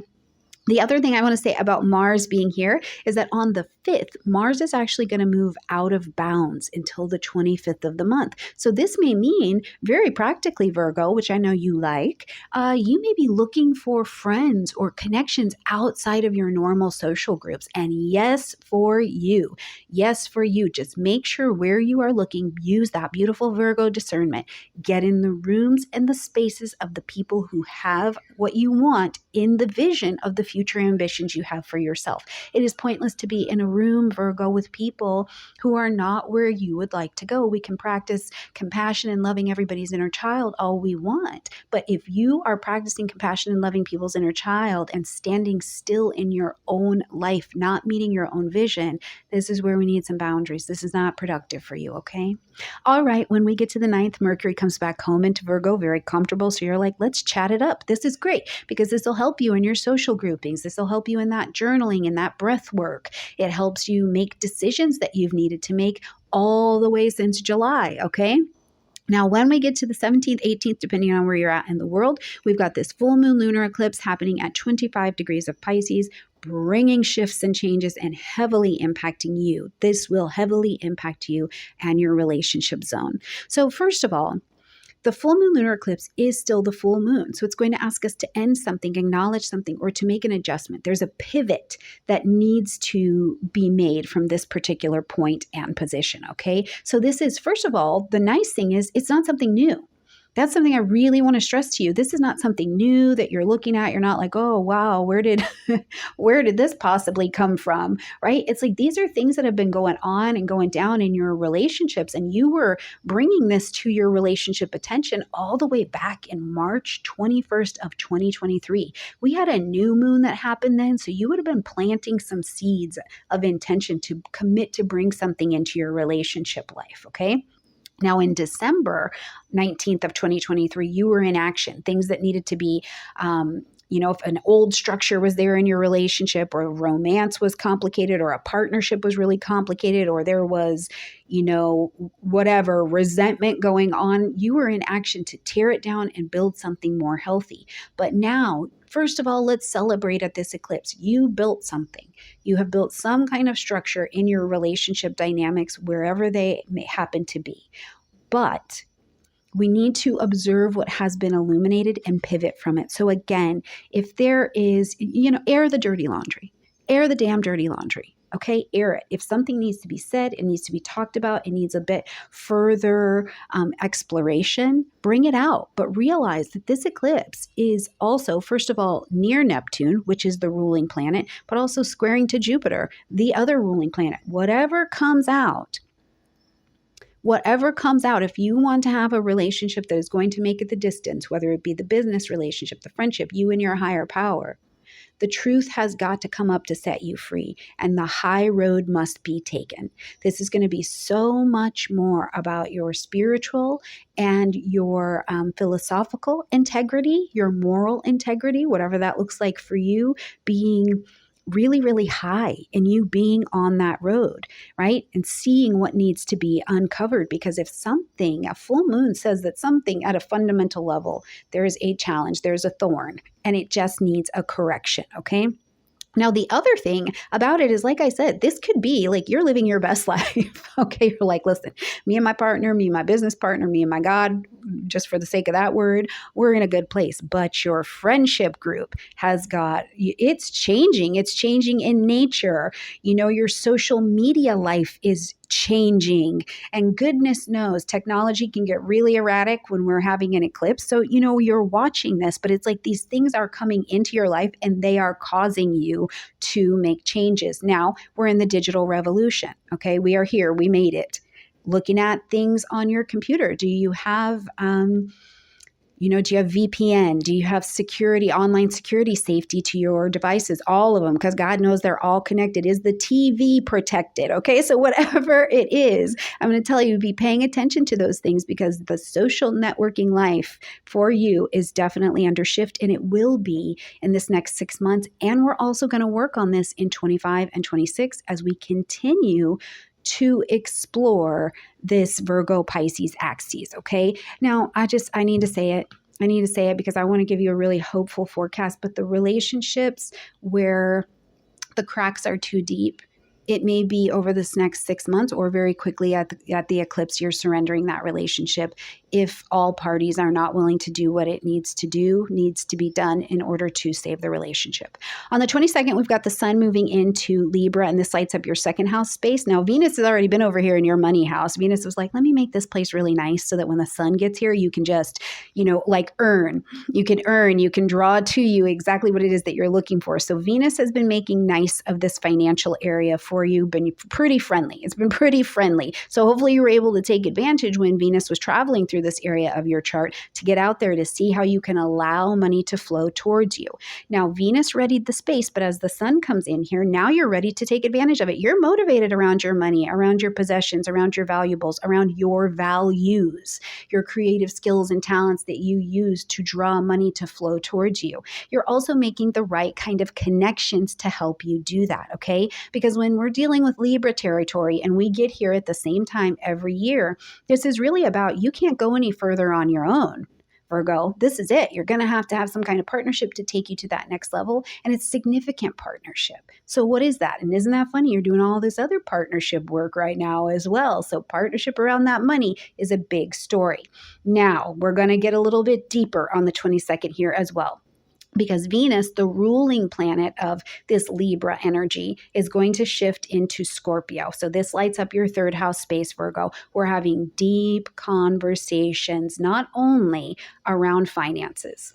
What's going on with my money? What's going on with my values? What do I really value in my current being today? Things around your possessions. But in the third house, this is also deep learning, deep teaching, deep conversations with siblings, cousins, neighbors. And this is the deep stuff. I'm telling you, there's nothing superficial about it. You're literally pulling in and attracting. Venus is an attracting energy. You're attracting these intense, passionate, healing, no room for surface level conversations into your life because your spirit, your soul, your mind needs it to come to the next level. It's almost like I have this vision of when we share our burdens, we have half a burden.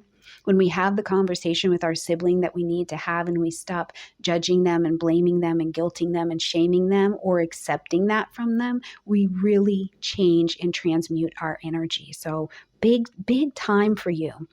Now, as we're going to close out the month, Mercury is also going to come now into Libra. So Mercury not only is your ruling planet, but now it's in air as well. Okay. So Mercury is busy. Lots of conversation, lots of decisions around finances. Where are you going to invest? Is this the right kind of investment for you? Do you want to spend that money? You want to buy that thing? You don't want to buy that thing? What are you charging for your services? Right? There's going to be lots of financial conversation that's going to be going on. Now, one of the things I do want to say, Virgo, is if you do not have skills where you need them to be, or you need help making a particular investment decision, whether that's an investment in a relationship, a financial thing, something that you value, something you want to sell. Partnership. Use your Libra vibration. Ask somebody who is qualified and specified in that arena. Get a coach, get an accountant, ask an appraiser. That can really do something really good for you this month to help you make the best decisions. Plus, it teaches you how to really exercise this realm of partnership to take you to the next level.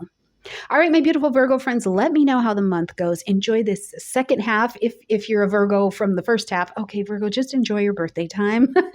Plant your beautiful seeds of intention at the moon. Let me know how you're doing in the comment section down below. I love you, and I'll see you next month. Hello, my absolutely beautiful Libra friends, and welcome to your horoscope for September of 2024. And Libra, happy, happy, happy birthday. Now, I know it's not till the second half of the month, but happy birthday anyways. Birthday time is upon you, and I hope that you take it seriously and you give yourself some time for not only the celebration of birthday, but the celebration of understanding this is your yearly peak. This is, we have the new year, we have the astrological new year, we've got the Chinese new year, but this is your new year. So I hope that you're coming into it a little bit rested, or at least reflective over what you've done in the last year, who you've become, the lessons you learned, the ones that you completely messed up. You're like, yeah, I biffed it on that one, but celebrating what you've done in the last year and prepared to move yourself forward in the direction you would like to go in your next year. All right, obviously, Libra, this month, the big news is that we've got the full moon lunar eclipse happening in Pisces. Birthday time is happening for you, but we've also got Mars coming back to Cancer for the first time in 2 years. So, Libra, the story is, here's the end of your reading at the beginning. Lots and lots of changes in your career sector, in your work sector. And it could be that you're changing jobs. It could be that there are things changing at the job place, or that maybe that your company is getting a new set of higher ups or something like that. Definite changes happening in that particular area. Now, also, though, I just want to be mindful with you, Libra, that you do keep up with your health. I don't think there's anything to be super freaked out about, but if things do come up, I just want you to evaluate if you have the best healthcare practices available for whatever it is that you're treating or however it is that you're trying to live, okay? All right, Libra, let's jump in here and see what the month has to offer for your birthday. So right at the beginning of the month, on the 1st, we have got Uranus going retrograde at 27 degrees of Taurus. Now, this is going to light up your 8th house space. So first of all, when Uranus is direct, we're looking at making changes. We have to innovate. Right? So in your 8th house, around intimacy, around assets, around joint connections, around, the distance between you and me and where's the we, around trauma, resentment, things that needed to be detoxed, you have had a lot of internal changes that have been available for you to really make significant changes in your attitude, your behavior, what you want that would allow you to be free in this particular area. And as those changes have come about, they have materialized in an external way. So one of the things I want to tell you, Libra, is as we head into this retrograde, even if your love life, if your intimacy, if your assets, if your money, if your debt does not look the way you would love it to look today, I want you to celebrate that some progress has been made, especially if your circumstances today look different than they did a year ago. If you are surrounded by new people today than you were a year ago, that might be the universe doing the heavy lifting for you. So take a minute during this retrograde to really evaluate where the universe has placed you that can help you have the freedom that you're trying to achieve, and realize it came from internal changes that were made, and they're now starting to externally attract the new resources, and those resources may be people, places, and things to help you achieve this freedom. Now, on the same day, we've got Pluto stepping its retrograde back to that 29 degrees of Capricorn, so anaretic point. Capricorn is also a cardinal energy, just like you are. So we know that not only is this an ending of an era for things in our society and communities and the way business and society has worked, right? There's a collapse, there's been a fall where there's been misuse of power, manipulation, corruption. Things have been dying off left and right. But this is also the story for you, Libra, in your 4th house: home, family, real estate, property, where there's needed to be deep pains and deep evolution to bring about transformation and renewal and rebirth. You've been experiencing that. So the nice part is at 29 degrees, you've already been here. You've already seen the changes that need to be made. Maybe if it's even around structurally where you live, something in your house, in your home. But there is an availability here for the reset, and for you to see now during the rest of this retrograde where you have mastery. Where have you learned? Where have you changed? Where has the evolution happened for you? And now you're integrating it during this Pluto retrograde. Or maybe you even took on something, in your family zone. And now you're seeing, whoa, this is where I really had a lot of growth to do. And now I have this empowered mastery in this area. Okay. On the 2nd, we've got a new moon happening at 11 degrees of Virgo, and this is lighting up your 12th house space. So all the things happening behind the scenes. But now you're planting your seeds of intention to commit to a new beginning, to having a healthy spiritual practice, having a practical spiritual practice, right? Like the spiritual practice, you do not have to hum yourself into spiritual submission. Sometimes spirituality just comes through the way we're speaking to ourselves, the way we're speaking to others, the way that we make quiet time for ourselves to commune with the universe, the way that we're doing our breathing exercises. We tend to our family members who are in specialized populations. Maybe grandma lives in a nursing home, or maybe, you're a baby cuddler in the ICU at the hospital, right? Like, where is it that you make time specifically? You commit to having a healthy behind the scenes practice that really lets you have a consistent and organized everyday way of being. There is some organization that comes with spirituality. So I think that this is a great place to be looking at that energy. On the 4th, we've got Mars moving into the vibration of Cancer, which is lighting up your 10th house space. Okay, so Mars has not been here for 2 years. So as Mars comes to your 10th house space, Mars brings a change of direction. So early on in the video, when I was talking about changes to your career zone, or maybe changes to your higher ups or something like that, maybe even changes to your title, what we call you in public, your name, Mars is going to take it in a different direction. Okay, but it's also about taking it in a different direction so that you're really in alignment and nurturing the work that you're doing. You're nurturing the role that goes with the title that we call you in public, right? So Mars can, first of all, bring some inflammation, and it's in Cancer. It's inflammation of the feelings. It's information of the deep needs and securities that we have around work. So if things are not in alignment, Mars will be Mars. Mars will create inflammation. Mars will create conflict. And sometimes we have to have the breakdown before we have the breakthrough. In your particular chart as well, because we're going to have this eclipse in the 6th house, I really do think that there are conditions or people changing at work that you may or may not have say in, but you still have to survive what is going on in these particular changes, okay? So the other thing that Mars can do here is, if this is work in your life that does not nurture your life, it does not nurture you financially, it does not actually bring security into your life, it does not nurture your family, Cancer, you may be looking at cutting this job away or cutting this title away and moving into something that's a little bit more secure. For those of you who are living your best career life, I love that for you. And Mars is going to help you get busy. You're going to be doing the stuff. Okay. There's going to be a lot of doing. Now, the Mars and Cancer story is going to take us all the way through 2025. And I've created a video. I did a talk with Nicholas Palomanakos where we talk all about Mars and Cancer moving all the way through the retrograde. So make sure you check it out at the end of this video. Okay. On the 9th, we see Mercury moving into Virgo. So now the 12th house space, we've got information, we've got decisions that we're making. But in the first days of Mercury's movement here, it's not new, because Mercury was already here up to 4 degrees of Virgo. So you are seeing that something that maybe even in August, you tried to put it in play and tried to put a practice in place, but like it wasn't sticking. You initiated it, you maybe tried to change from one thing to the other, and it just didn't quite stick. Now you can make decisions about what transitions actually need to happen for you to move to a practice that really sustains you. And making those decisions will stick further when we get to the end of the month and Mercury comes into your sign, okay? I also think that Mercury here in Virgo in your 12th house is beautiful for my Libras who need to do things behind the scenes. Maybe you're writing that beautiful creative screenplay. Maybe you're working on a research project. Maybe you're researching your lineage, or you're building a spiritual retreat or something like that. Maybe you're getting sober. You're having those conversations with your mentor of your chosen spiritual path to get you sober, right? Whatever it is, Virgo is going to help it be the very best that it can be.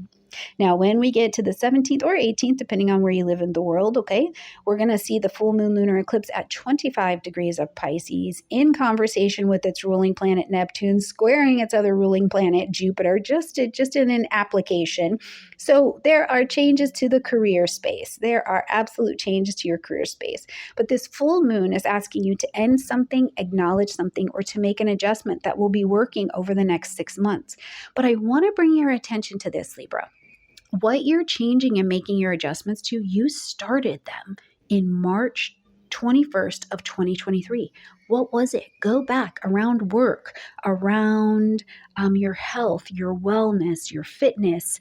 Maybe you were a caretaker for someone in your life. What was happening in your company at that time? Were you thinking about being a freelancer and now you've stepped into it, right? What was going on? Because you planted seeds of intention to allow something to begin to unfold. In December 19th of 2023, you were in action on what you started in March. Okay, so if things weren't working, you were burning that down and building something else. You were like, in the future, this is what I want. This is the direction I want it to go. And you were really in action. So as we are here at this particular eclipse, observe what has been illuminated to you in this 6th house. Is your health routine the best that it could be? And I will say this, if your health routine isn't exactly what you want it to be, make your changes little by slowly. Review your pattern more than jumping to something new right now, right? This eclipse is a lot about observing what's already here, what's already happening in your patterning, not to mention your health planet is still retrograde. There's a lot of retrograde still happening. So review what's going on and make those changes based on that. But just know it is time for you to end, acknowledge, or adjust, or pivot in some way what you started way back in March. Now, as a side note, squaring against this Jupiter energy, sometimes this brings drama from the lives of like our teachers or our gurus or people we've been learning from. Your neighbors have a little something going up, you know what I mean? And you're like, whoa, that will really change my daily routine. Prime example. Let's say that your neighbors have some kind of sewage system issue and that backs up, and then it backs up all the pipes in the neighborhood, okay, right? Like it could be something as easy as that. So just keep your eye on those changes because they'll be playing out for the next handful of months.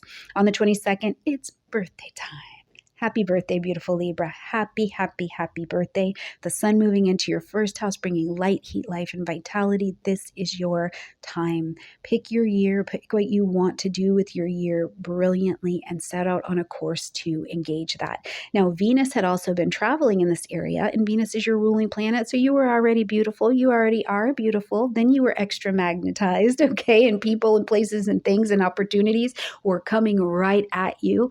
Libra, romance, relationships, you were maybe like, I forgot I was cute some point in the year. Let me bring that back online. Okay. So you've really got this energy. But later in the day on the 22nd, Venus, that ruling planet, is going to shift out of Venus into Scorpio. Again, this is making me think, Libra, we've got changes at work because as Venus moves into Scorpio, magnetizing your money house, pulling towards you things of value, your own self-worth. You value yourself differently. And there is no superficiality around it. It is like, I am deeply passionate. I am deeply attracted to allowing money to flow to me in this way. I am deeply passionate and I understand differently today my own self-worth, the value of the skills I use to creatively attract money to me, right? So you are working at a more intense level of Venus attracting in this energy. Now, if there are conversations around your money that need to be had, if we have to have a conversation around the budget, there's going to be an intensity that comes with it. It can be an intense consuming kind of conversation. It's very vulnerable, but you're really looking at your money.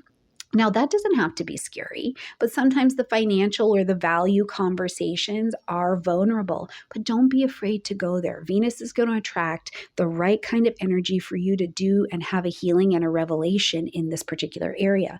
Now, some of you as well, what we can see is that this is going to be the transit going all the way until October 17th, where you put a wealth building cycle in place in your life. because you deeply understand the vibration of money at a very, very different level.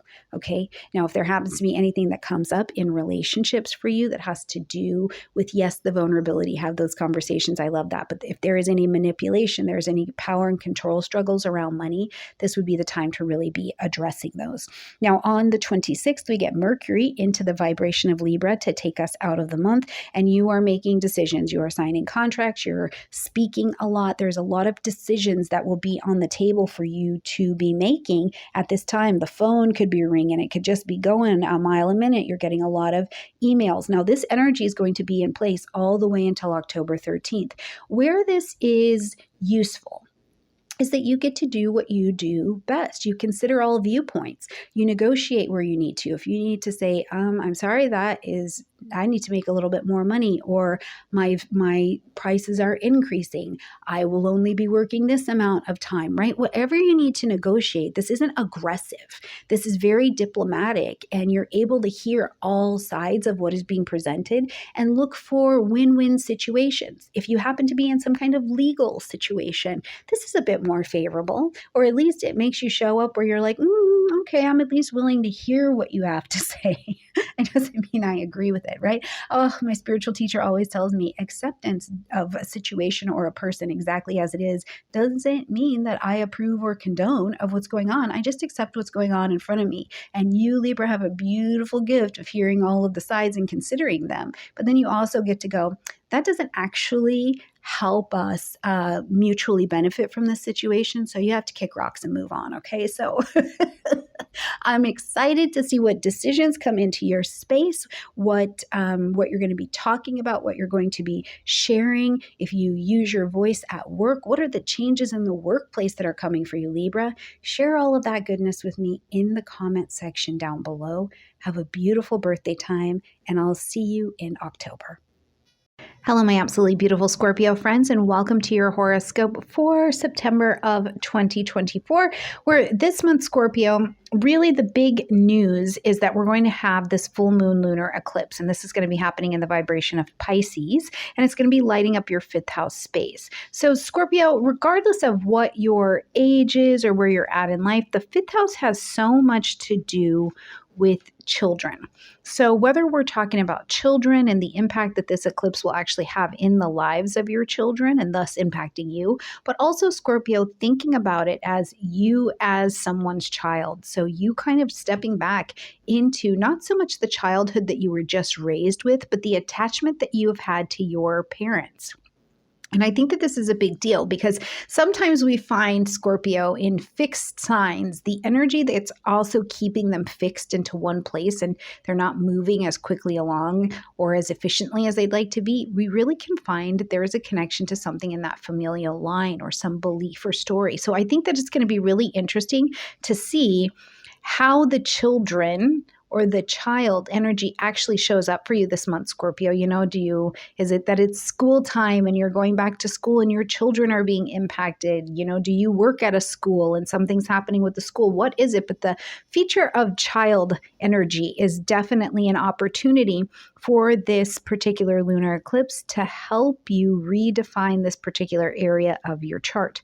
Now, the other thing I think about this eclipse has a lot to do as well, Scorpio, with your relationship to joy, to pleasure, to play, and your ideas and philosophies around it. When is the last time, Scorpio, that you just played, that you laughed, you took a risk to just get down on the floor like you used to do when you were little, and played and moved your body in that way and played in it and let yourself have a bit of expression, let yourself get lost in the mysticalness, the reverence and the inspiration. So these are going to be some real big pieces of information that are going to come up, and we're going to be pivoting at this particular eclipse from some things that you started back in March of 2023.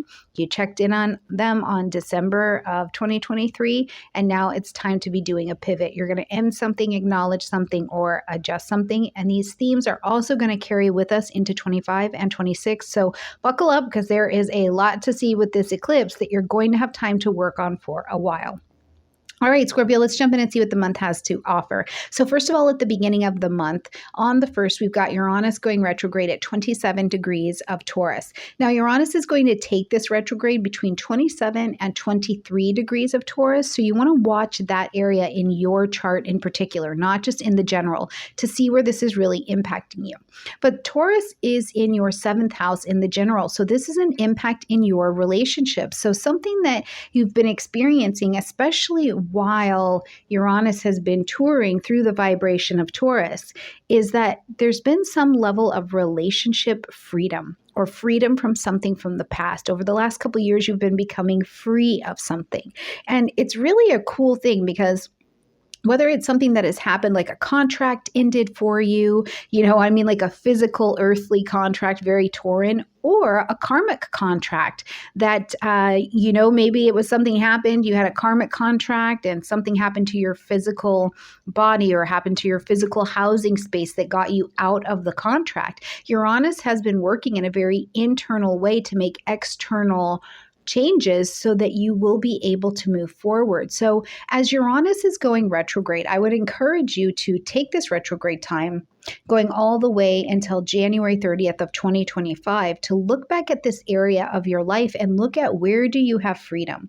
Where can you see that internal changes, whether you chose to let go of them and make the internal change or the external change, something internally has provoked you to rebel or change directions and make significant changes. So look back over where now you understand the internal and external changes that have happened and how you got into the position to be innovating the way that you are. And I think that you can continue to anticipate as we travel in 2025 that we're not quite done making those changes yet. Uranus is not all the way out of Taurus. It's going to move on and get into the vibration of Gemini, of course, but we're not quite done yet. So there's still some last minute changes that are also trying to get you in alignment, Scorpio, with the world that is to come next. This is something I want to say, and then I'm going to move on from Uranus, but Scorpio, it's really interesting. Sometimes what this just looks like is you're finally getting online. You're getting in alignment with the things that are happening online. Did you spend time and you're like, I'm not doing it. I'm not getting online. I'm not doing YouTube. I'm not doing TikTok. I'm not doing these things. I'm not interested in it. I'm not getting to know that group of people. And the world has changed as we've come forward in the digital revolution. And you're seeing that you are going to be more communal. There's really not an option about it. And how are you adjusting to that? So sometimes we're not welcoming the situations in, we're forced to let go or change directions, but then it ultimately ends up being for our best, okay? Also on the 1st, we've got Pluto going not retrograde, but moving the retrograde backwards to that 29 degrees of Capricorn, lighting up your 3rd house space. So as we've seen Pluto working at Capricorn, since 2008, lots of different changes for you, Scorpio, from the way that you think, the way that you communicate, the things that you have learned, maybe even things that you are teaching, but also the connection between the mind and body and how this has been really, really impactful for you. I think that this last pass for you, particularly Scorpio, with this 29 Capricorn, is really an opportunity to say, I need to learn how to move forward out of the old world structures. It's a really very physical change and the information's been coming on, but now you're in a position to actually make those changes, and it's quite necessary because after this 29 degree pass, the world is not going to go back to what we knew it to be. So the other portion of it is that thinking about just that one click forward, that Pluto in Aquarius vibration, where Scorpio, you might be feeling at this particular point as we're here in September that you're a little off key, right? You don't feel very Pluto in Aquarius. You're not I have my new tribe and I'm ready to innovate and jump forward. You may actually be feeling like you're a step behind in some way. And that's okay, because what I want to tell you is the impetus for change. You do understand the changes that need to be made now, where you have to die off. Something is trying to die off because it can't live anymore, but it will lead to mastery and your greatest evolution that will be the perfect energy, the perfect class, the perfect book, the perfect thing that you're studying, the perfect relationship with your siblings, the perfect house, the perfect car. It will all be those perfect things as soon as you make the change. And you will not feel behind forever. This will pass. And I think that the rest of the month actually has a lot of help there for you. On the 2nd, we've got a new moon happening at 11 degrees of Virgo. So Virgo being an earth energy, this sits in a really nice connection. Water and earth understand each other and work pretty well. Now, Virgo is lighting up your 11th house space. So this is actually about your friends, your social groupings, your tribe, finding your tribe, being a part of your tribe. The long range goals and dreams and designs and ambitions that you have for yourself also live in the 11th house. And it's really this principle here at the new moon that you're planting these seeds of intention to get organized, to be discerning, to create something healthy, right? You want a healthy group of friends. You want your healthy tribe. You want to be with people who have the same attention on the same topics and they're going in the same direction that you want to go, right? Because you really want to be around people who are nutritious, very good for you, the best that you can be in connection with. You want them to be nurturing and nutritious to your spirit, and you want to be the same to them. So as you're planting your seeds of intention at this new moon in Virgo, again, this will help you commit to a direction to finding your tribe. What are you doing today, Scorpio? Where are you seeing that you would like your life to go? Because when your friends change, when we get new places and we get new faces, this means we're going to start to form new connections and get ready for the next leg of the journey, right? Where we're going down the road is going to change because we're going to go there with different people, and people change because of people. So where do you want to go, Scorpio? Because that will help you, I think, align with the tribe that you want to go there with. Now, this new moon is opposing Saturn that's over in Pisces. So the energy still here is like you're just feeling a little bit out of step. Really, the moon in opposition to or Saturn in opposition with this moon can actually put you in a position where you are invited to the self-pity bar, Scorpio. It's like, it's not working out for me, poor me. You're feeling very bad. There can be a low energy that comes with this. I'm depressed. I can't just make it happen the way that I thought it should, right? There's a lot that can really come up around this particular energy. And of course, on the other side is that fifth house, right? We've got this new moon. You're starting it in your 11th house. That's very exciting. We're planting our seeds of intention, and I want to begin here. But we're also held up with the 11th house being naturally in an opposition to that fifth house. So there's still this theme for me, Scorpio, with you, where it's like there's something that you believed or something you were tied to from you being a child, thinking about what has authored your life, and now you're realizing you have to get a different story. When we get to the 4th, we're going to see Mars, one of your ruling planets, move into the vibration of Cancer into your 9th house. Now, Mars has not been in Cancer. This is the first time in 2 years. So as Mars comes, it also changes directions. It takes things and changes the direction that they are going. So Mars is naturally going to be changing the direction of your 9th house, publishing, marketing, broadcasting. Those of you who are leaders of, faith, philosophy, any of these kinds of theological belief systems. Maybe you're having changes with people that you've believed in and you followed. Higher education, we're talking college level, certifications, things like that. If you've got things going on in a legal sense, Mars is coming and turning the direction here for sure. So I wouldn't be surprised with Mars here if some of you are doing something in higher education, or maybe you were doing a podcast or something and you're seeing that you want to change the way that you're doing it in some way, you desire to do it differently. Maybe even you're like, I don't want to do it at all, because Mars is going to bring a bit of inflammation and create a little bit of upheaval. So if what you're doing in this particular area is not actually getting you the result that you want, you may be feeling like you're ready to change directions. Now, before you just give up on the path, what I would say to you is to remember that this is Mars in Cancer. So are you on the wrong path, Scorpio, or do you have to get more into the emotions, feel the feelings, and still take the actions anyways, in order to know that you're in the right place? So I wouldn't just give up before you really explore what the emotional nurturing is for you here as well. Now, Mars is going to go out of bounds between the 5th and the 25th of September. So this is a great place for you to really explore that question. Is this just your feelings making you say, no, I'm in the wrong place? Or is it your intuition?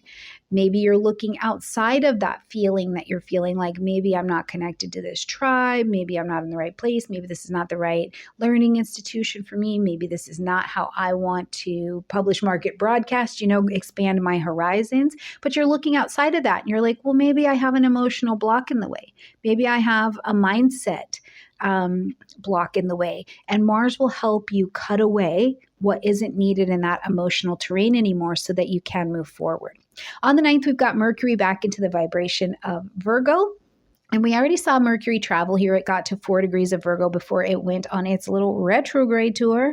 But now it's back. And this is also going to bring a lot of conversation to the 11th house space. And I do think that by the time Mercury comes to Virgo, in all of the social things you're doing, things with your friends, finding your tribe, your vision and your ambitions for yourself, you're feeling a little bit more comfortable with making some decisions about how you'd like to proceed forward. I think you're feeling more comfortable with sharing your own voice and your message and thus aligning you with your tribe that you want to move forward with. Now, on the 17th, we've got the full moon lunar eclipse happening at 25 degrees of Pisces, and this is going to light up that 5th house space that I was talking about before. So definitely, anything having to do with your creative expression, pleasure, joy, play, hobbies that you've had in the past that maybe they're representing themselves. That's definitely some Pisces bringing something out of the past that is still useful to you now, right? This could absolutely do that. Anything esoteric, mystic, any of that kind of stuff could be coming up for you. But what is also happening is you had a first look at this in March of 2023. Then by December of 2023, hopefully you were in action on whatever started for you in March. And now as we're here in September, you're being shown under all of the light that this is it. This is the turning point. We've got to end something, acknowledge something, or make a pivot here so that you can keep going in the correct direction. So something that made me think about things with your child or children or around children in your life, of course, but you specifically as the child to your children, is it's almost as if at this eclipse and over the next year and the 18 months as we work with the nodes moving, you're trying to redefine yourself separate from even the stories or the ideas that your parents gave you or how your parents played into your life, and where now you have more freedom and independence to move away from those stories. And it's interesting because even as we get older and we're like, yes, all of those things have moved on, I've done a lot of healing.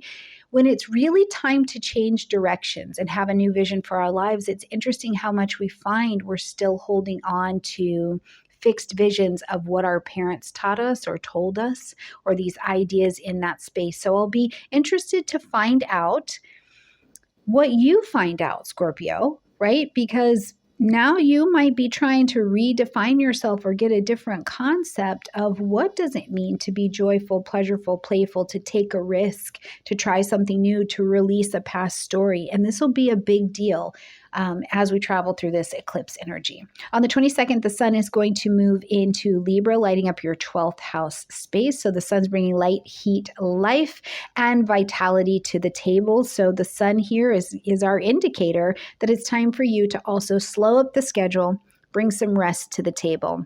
You're going to rest before it's time for your annual new year, and you get to pop out of your cake and start, your new Scorpio year. So hopefully at this particular point, Venus has left this 12th house really attractive, really well rested for you, and really powerful, with ready to receive the sun and give you a place where you can culminate all your lessons that you've learned this year. Surrender what cannot go forward with you as we're going to travel towards your birthday time. Make peace with, forgive, give any forgiveness that you've been denying, bring things to a close that don't need to be hanging on to your energy anymore. Play, breathe, laugh, be inspired, right? Allow some of those energies to come in. But also, because it's Libra, there's no real expansion available unless you're also finding that place where you can partner with someone and maybe you're working behind the scenes. So maybe it's that group or that's grouping or it's some kind of one-on-one teaching connection or something like that.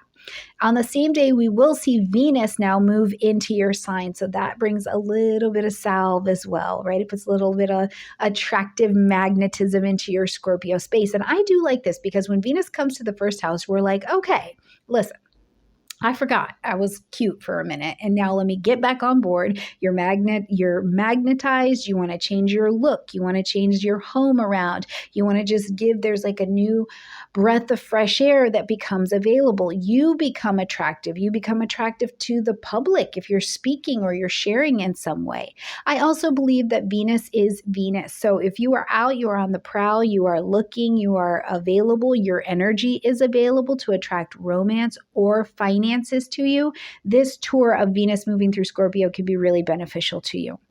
On the 26th, as we close out the month, we now see Mercury traveling through the vibration of Libra. So the 12th house is going. So I also have the sense that you are working on something behind the scenes or something is going on behind the scenes. You're not ready to reveal it yet. We will probably see it as Mercury gets into Scorpio and Scorpio season comes around, and you'll expand it as we get into Sagittarius season. But as for right now, you could be working on something behind the scenes, and decisions need to be made. 12th house decisions need to be made. Scorpio, what will you be cutting away because it cannot travel for you? It's not the right partnership for you to be in arrangement with. And that's not just people. Sometimes it's old ideas. Libra lives in the air energy. So maybe you have an old idea or an old story and it's not serving you moving forward anymore. All right, my absolutely beautiful Scorpio friends, I hope you have a gorgeous month. Please let me know how it's playing out for you in the comment section down below. I love you, and I will see you in October. Hello, my absolutely beautiful Sagittarius friends, and welcome to your horoscope for September of 2024. We're Sagittarius. The big news this month, of course, is that we are having a lunar eclipse on the 17th, and this is going to bring a lot of impact not only to your home zone, so all things domestic, home, family, property, real estate, but also shakeups with things happening with your parents or around your parents, right? This could be a deep processing time. You're maybe even realizing things from your own childhood, and it doesn't matter if you're 17 or 70, right? Some of these things could be coming up and you are really impacted by them. So it'll be a month where we need to make a little bit of space for that to be happening. But also when we look at any lunar event happening, we want to look at also the house in the chart that the moon rules, because it'll give us a signature for what else is going to be adding a little bit of spice and flavor to any one of the lunations. And for you, the moon is the ruler of your 8th house space. Mars is going to be moving into Cancer, into that 8th house space. So we also know here right at the beginning of this reading that things having to do with the domestic zone, but also having to do with maybe finances or something having to do with death, debt, real estate, taxes, intimacy, assets. These kinds of things are going to take a major theme and a lot of your attention as you're traveling this month, Sagittarius. Okay, let's jump in and really talk through this month. So first of all, on the 1st, we've got Uranus going retrograde at 27 degrees of Taurus. So Uranus has been working in Taurus in your 6th house, Sagittarius. So lots of changes to the diet, to the daily routine, lots of changes, I think, even to hormones. This has probably been an area you needed to pay a little bit more attention to. So whatever it's been in the 6th house area, what's really Uranus has been trying to get you freedom. And so Sagittarius, for you, it has been like, what is the daily routine that you have in your life that makes it valuable for you? How are you eating? How are you caring for your body? How are you caring for your mental health and wellness? And the thing about you, Sagittarius, is that you are a mutable sign. So if you're not taking care of your mental health and wellness, it is really fast, because mutable signs worry. Like the anxiety feature for mutable energies is really, really high. So I want to make sure that you are definitely taking this seriously. But Uranus has been working here to say this is where you want to have freedom, but the freedom is stimulated from the inside out. Like these inner changes are happening and then they pour out externally. So this has been a real internal job. So if you've been feeling particularly electric in your health or your daily routine zone, if you've been a little bit more unhappy at work, you're like, I don't know, I just need some freedom, or your schedule's been changing around a lot. Look at what are the internal changes that you're trying to get freedom.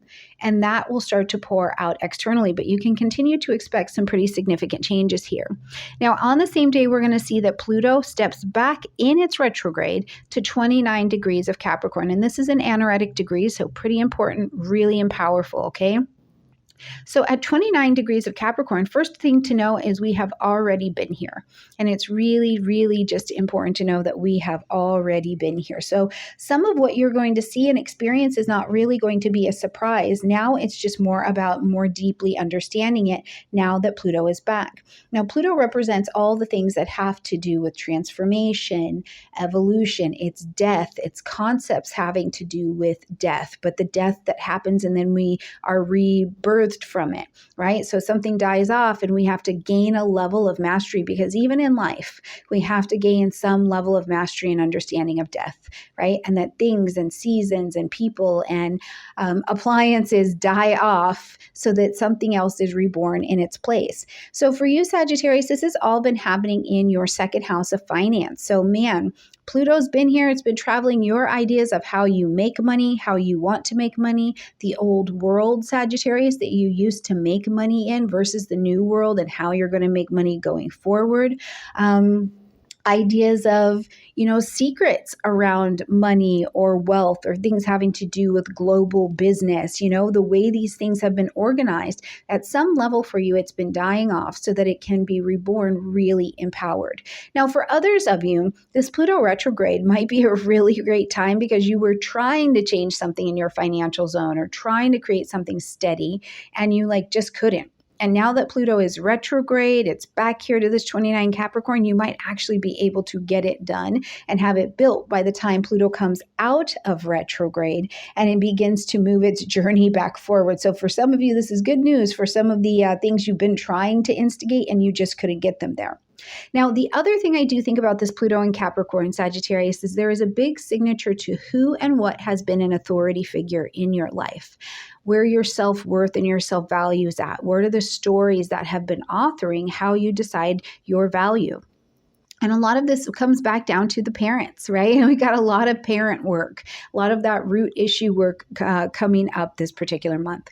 Okay, on the 2nd, we've got a new moon happening at 11 degrees of Virgo, and this is going to light up your 10th house space. So here you're planting your seeds of intention to begin something new around your work zone, around your reputation, your soul level calling. What do we call you before you walk into the room? What is the title that we call you? What do we know you as?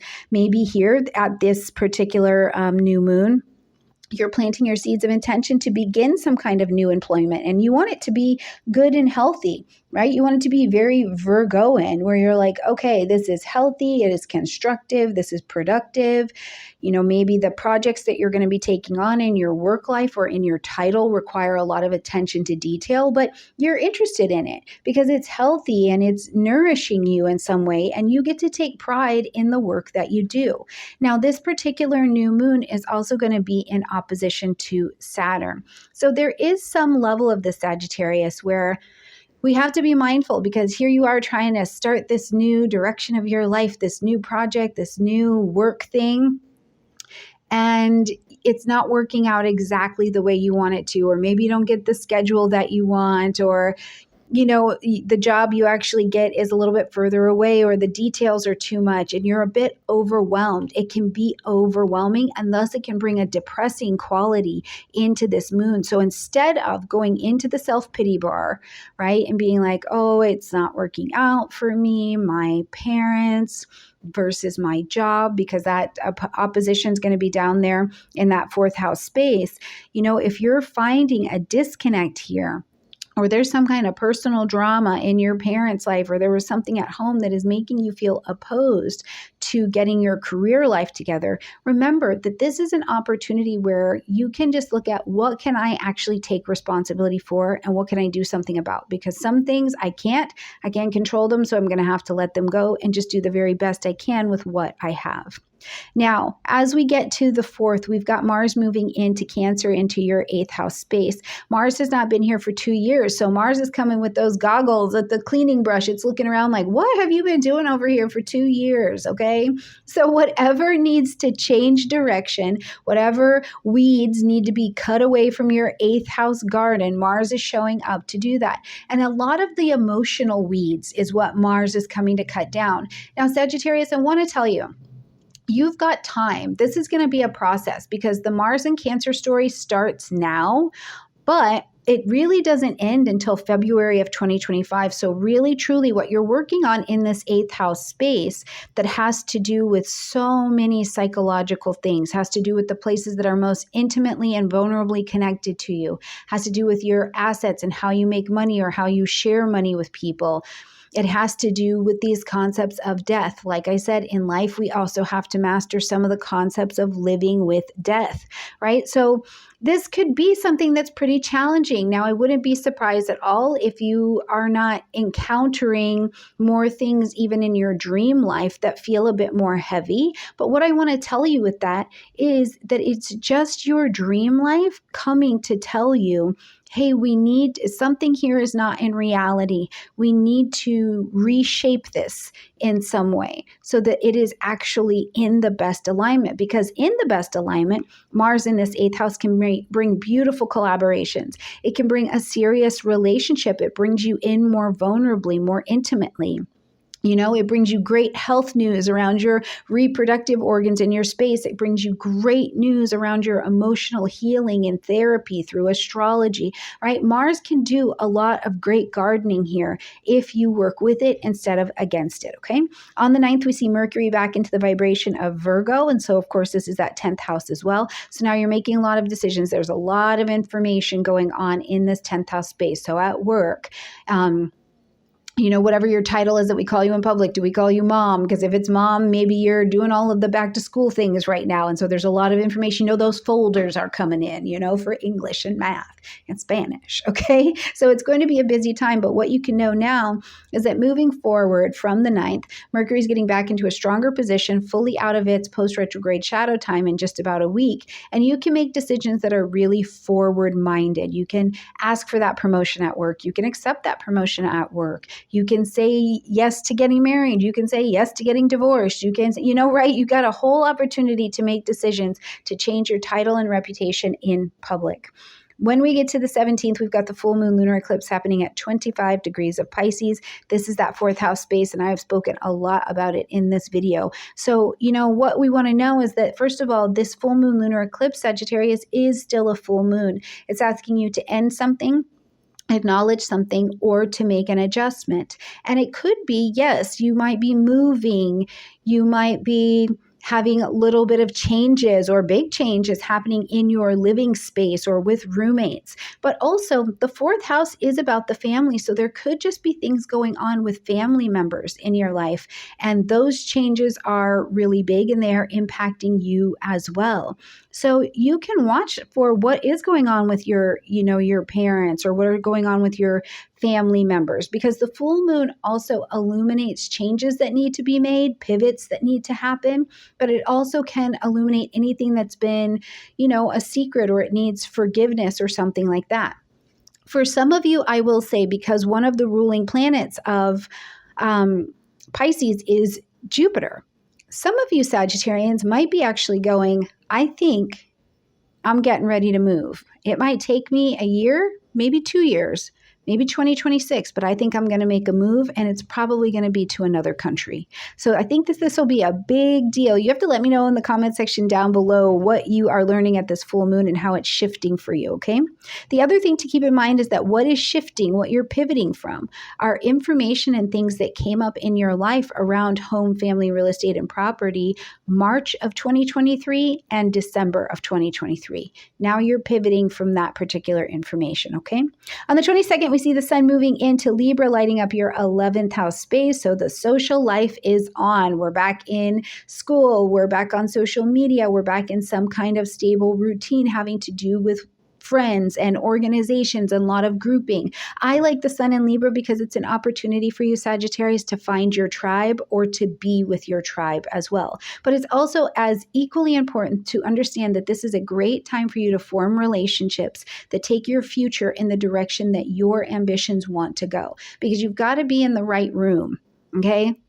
You can be as smart as you want. You can be as beautiful as you want. You can be as knowledgeable as you want. If you're not in the right room with the right people, your life will not change. People change because of people. So be with the right people. Say what you're interested in, study what you're interested in, listen to content that you're interested in, and align with your people that are going towards the future that you want to have in your life. Now, on the same day, we're going to see Venus slides into Scorpio, which is lighting up your 12th house space. So this is, as we get to this point in the month, it's a time for you to be easy.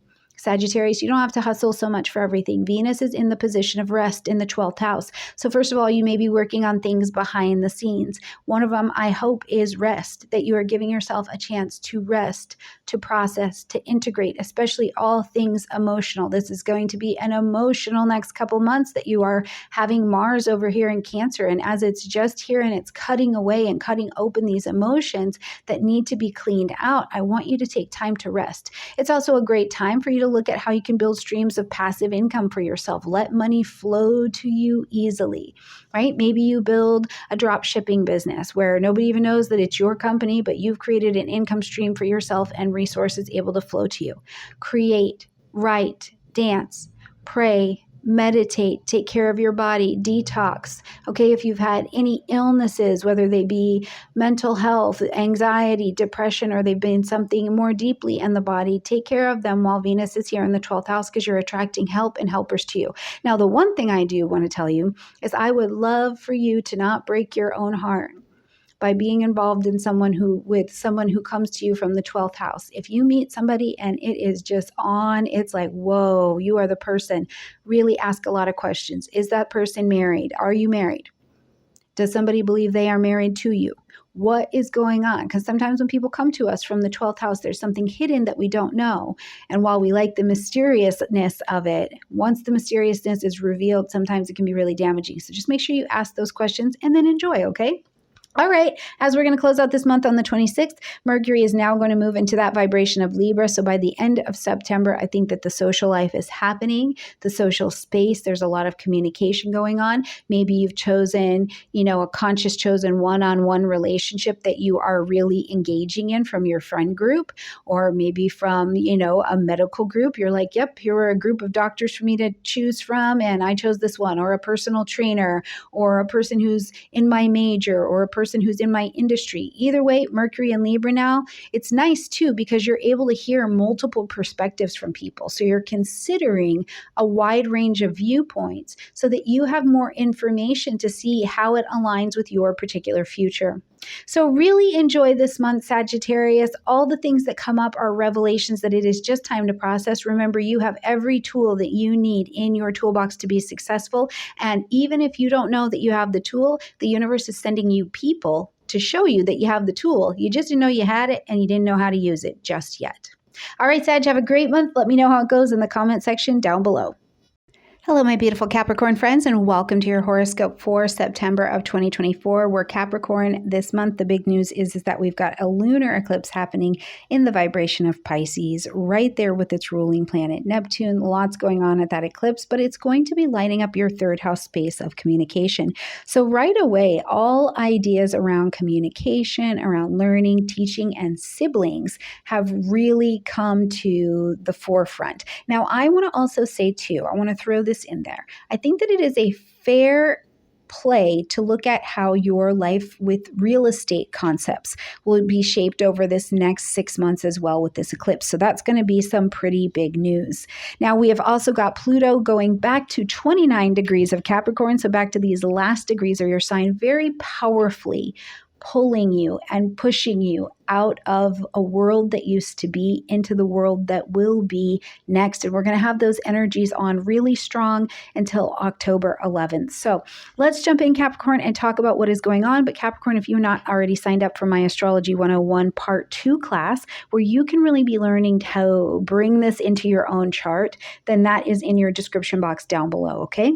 All right, Capricorn, on the first, we have got Uranus going retrograde at 27 degrees of Taurus, a fellow Earth energy. Now, Uranus has been rocking and rolling over here in Taurus and lighting up your fifth house space, bringing a lot of freedom. You've been pushing towards freedom, and this has been in your fifth house, so around children, pleasure, play, romance, all of these concepts where you're willing to take a risk, turning hobbies into businesses, expanding businesses. Uranus has been going, we need to innovate this particular area. And here at 27 degrees, I think you're pretty familiar with some of the changes that have been made here because they've been made from the inside out, right? You're also in Earth energy like Taurus. So some of the very physical, material changes may have been made. You know, how many of you Capricorns lost a lot of weight? Right? That is a very much so an energy that Uranus and Taurus was bringing things to the surface. How many of you expanded your businesses out? But it really came from internal changes, shifting, and that desire for freedom. And then it manifested as the external changes that will show up. Now, as Uranus is retrograde, you have an opportunity to integrate all of the changes, all of the new freedom that you have, all of the new technology that is in your life. So really enjoy that, because different conceptions in your fifth house around children, romance, will bring you to different places in the future. On the same day, we've got that Pluto stepping back to 29 degrees of Capricorn in your sign. So this really is the last moments of old ideas, old versions of you, old stories, old connections, dying off. And they have to die off so that something else can live. Now, Pluto has also been working in Capricorn since 2008. So you've had some massive changes to who you are, how you are, what you are, and how you serve the world, right? So it's not just been the things at home, but it's really been a direct influence on how you even regard yourself, your family, your parents. Connections to men, I think, have gotten really different. Now, as Pluto is retrograde again, you have an opportunity to see these last things that need to die off so that you can continue to have your evolution. On the second, we've got a new moon happening at 11 degrees of Virgo opposing the Saturn energy. So it's actually, I was laughing a little bit, Capricorn, when I was looking at it, because it's like, okay, cool, we've got this new moon. You're going to plant your seeds of intention to begin something. Maybe it's publishing, marketing, broadcasting, international travel. You want to learn a language. You're going to college, a certification. You want to teach something, right? This is all here. Your expansion is here. But opposing that Saturn energy, it's like it's almost here. So you want to make some kind of change, maybe. Maybe you want to study something different, or you want to take on a program and you need to, Virgo, make decisions about what that is going to be. But hold on just a minute. That's not working out. There's no clarity. With Saturn opposing this, you're feeling a little bit more overwhelmed, like, well, I don't know. I don't know what's the best thing. Almost like you're living in the opposition of these two energies. Your desire to have this fresh start and this holdback of not being really clear on what it is to do next. What I'm going to just tell you is hang tight. First of all, you're beginning a new 2.5-year cycle with this particular moon. So don't worry, the information is going to come. And I do think that it comes as early as the full moon lunar eclipse that we'll have in just a couple weeks. So give yourself a minute, let the information present itself and reveal itself, okay?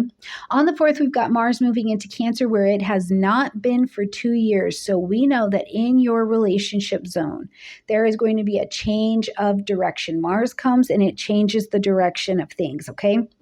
So Mars also brings inflammation when it needs to, right? Or if something is inflamed, Mars will come to cut it out. So in your relationships, what's been inflamed around emotions, around security, around family, maybe even some conversation around mom, what's been happening with your mom, right? That has impacted your conscious chosen one-on-one relationships, because Mars is just beginning its story of making changes and really activating this area for you to make it good, make sure that it is flowing and it is working and you are secure and nurtured in the best possible way. But we're going to work on this all the way until February of 2025. When we get to the 9th, Mercury is now in Virgo, where we've seen it be already, but it was retrograde. Right? And so now it's moving back forward slowly, slowly, slowly. So again, you may be getting more information about this 9th house. What are these dramatic changes you want to make? Maybe you're moving to Bali. I love that for you. Or you want to teach something, or the podcast is going in a different way, or you have a different connection, maybe with a philosophy or a belief system that's going to guide your life. Whatever it is, some of you, I really think you're either dropping out of a certification program or some kind of training program. You're changing schools, or you're like changing the direction of something you are trying to expand. Okay. When we get to the 17th, we've got the full moon lunar eclipse happening at 25 degrees of Pisces. Now, again, this is going to have the most impact on your third house space. So this is all things communication, it's learning, things going on with your siblings, cousins, neighbors, in your neighborhood, okay? The full moon is asking us to end something, acknowledge something, or to make an adjustment. So again, I would be really curious, Capricorn, what is it in something in education? Do you have a sibling who was really set to go to college and now they're like, I don't want to do it, or vice versa? You know what I mean? Or there's some kind of spiritual teaching or spiritual practice you wanted to be a part of, and now it is or is not the right fit, or you have to work some of these details out. Whatever it is, over the next few weeks, I think that you have a lot of clarity, and over the 6 months, you see the actual program that you're changing directions from present itself in the fullness of what you took on. You actually bring it to completion or something like that. As we get to the 22nd, the sun is going to move into Libra, lighting up your 10th house space like it does every year at this time. So we're going to start to focus a lot more on career and the reputation that we call you in public. Now, Venus is going to also move into Scorpio on the same day. That this is lighting up the 11th house space. Now, Venus in Scorpio in the 11th house, first of all, Venus is still Venus. Somebody who's been in your social zone or is at a social place that you frequent could be becoming a lover. Absolutely. The only thing you have to be mindful of is asking people those questions. Are you married? Does somebody believe they are married to you, right? You got to make sure things are as above board as possible, because with Venus in Scorpio, it could just be so hot, so connected, so intense that you don't ask any of those questions. And then you get the other side of Scorpio, which is the stinger, right? So just be mindful of that. But also in the 11th house, you could be making connections with people, and resources are starting to flow to you or come to you with ease from the connections that you have made. Now, the third view I have of this is sometimes with Venus in Scorpio, you're actually feeling like you just want to go Netflix and chill. You just want to be at home. You want to be in the comfort of your own space, and you'll be social, but it has to be like at home. So if that's something that you're feeling, that's okay too. On the 26th, as we end the month, we've got Mercury into Libra. Now all of that business and work and reputation stuff, you're actively making decisions. You're on the move. You are in a forward motion with all of these energies. I wouldn't be surprised if the boss doesn't call you into the office and you're going, oh my God, what is this? Or a prominent figure and you're like, what is this? And it actually turns out to be really good. They're like, let's partner on something so that we can go forward. I have seen plenty of times where Mercury comes into the 10th house and people get married, right? So you could be changing your title or your reputation as we know you in public under this influence as well. All right, my absolutely beautiful Capricorn friends, remember whatever comes out at the eclipse and during eclipse season is something that just kind of, we need to like air out the laundry. So it's just to help us course correct and get exactly where we need to be. Let me know what's changing for you, Capricorn, in the comment section down below. I love you and have a great month. Hello, my beautiful Aquarian friends, and welcome to your horoscope for September of 2024, where Aquarius, this month, the big news is that we have got the full moon lunar eclipse, and this is happening at 25 degrees of Pisces, really lighting up the axes of Virgo and Pisces that we're going to work with the nodes for the next, 18 months as we shift into those really towards 2025. But we're starting to get an inkling of things that are going on right here. And this is all about financial things for you. It's about finances, financial planning. It's about getting real about the budget, about how you make money. You know, it's really interesting. We've got Pluto that has been traveling through your sign, but actually in September will back out of your sign. It'll click out a degree. Back into Capricorn. But Aquarius, you're a bit more future minded. So looking at how you're making money in the current and future world that really is to come, this takes a little bit of adjustment. You know, we spent a really long time building a world in Capricornian structures and how the world worked, how you made money, traditional ways you can make money. And now that is very, very different. So this may be a place where you're having to use this eclipse to be shown over the next handful of months, the new way that money can be made. But also it'll show you a lot about what you value and how you use your creative skills and talents to go out and deliver your value and bring money to you, let money flow to you. So a lot of changes around the financial things coming up, but that is not all. We've got a whole month to break down, so let's jump in here, Aquarius, and see what is going on. Now, on the 1st, we've got Uranus, one of your ruling planets, going retrograde at 27 degrees of Taurus, fellow fixed energy. We like that, right? It's like, yeah, even though it's a fixed square, we still like it, okay? So Uranus going retrograde here. Uranus has been lighting up your 4th house space of home, family, real estate, property. So a lot of things in the home zone, the domestic zone, breaking free, you know, identifying for yourself, real changes at the home that have been about your need for freedom. Okay. And they come from internal changes that begin to express themselves externally, where you're like, I need to be free. I need to have my own identity. I need to separate from my past, my parents, something like that. And certainly some of you have done a fair amount of moving around, okay? Now, as Uranus goes retrograde, you actually have an opportunity to kind of take your foot off the gas a little bit and let some of these changes be acknowledged, you know, acknowledge where the world has changed and it's made space for your brilliance in a new kind of way. And because you've got this internal freedom, that externally now you can integrate into the world that's around you. You don't have to push into it so much. You can accept the integrations of what has changed and allow yourself to process them. Because there's no point in changing if you're not also going to accept the changes that have been made. You would completely miss the point, right? Now, we've also got Pluto kicking back into that 29 degrees of Capricorn, so clicking back into your 12th house space. So these are going to be these last vestiges of dealing with things that have been happening behind the scenes for you. And this is going to be things that have to do with rest, spirituality, rejuvenation, addiction, patterns of behavior or belief that can lead to your own undoing, people in our lives experiencing death or culminations to some things. But it's as much as well creative, inspirational, you know, maybe something you've been tending to or working on your own behind the scenes. So whatever this is, this retrograde energy is this last pass, but it's in 29 degrees, which is an anaretic degree. So some of the final changes for your evolution, your transformation, your dying off so that you can live again in a different way can still be a bit Plutonian. So you just need to make some space for that, okay? On the 2nd, we've got a new moon happening at 11 degrees of Virgo. However, this particular moon is opposing Saturn. So here you are at this new moon and you're ready to plant your seeds of intention to begin something new in your 8th house. So all things having to do with joint resources. I like to call it intimacy and assets. So there could be changes to money that your partner is bringing in some way, or a resource that you are connected with that brings income into your life. This includes death, debt, taxes, inheritance, estate planning, these kinds of things.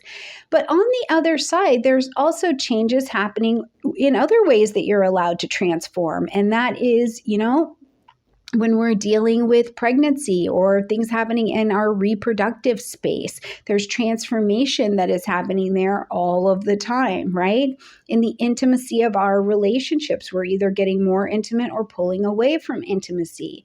When we deal with astrology or tarot or any of these things that we use to study that are more in the mystical realm, we use them to transform ourselves and understand ourselves differently, just as much as we use therapy, trauma recovery, recovery, these kinds of things, we go into the 8th house to create an intimate transformation so that what we have goes from being a liability to being an asset, okay? So you're trying to start something new here, but Saturn is opposing this. And it's like, why isn't this working? So this is in your money space. And you're like, I don't understand.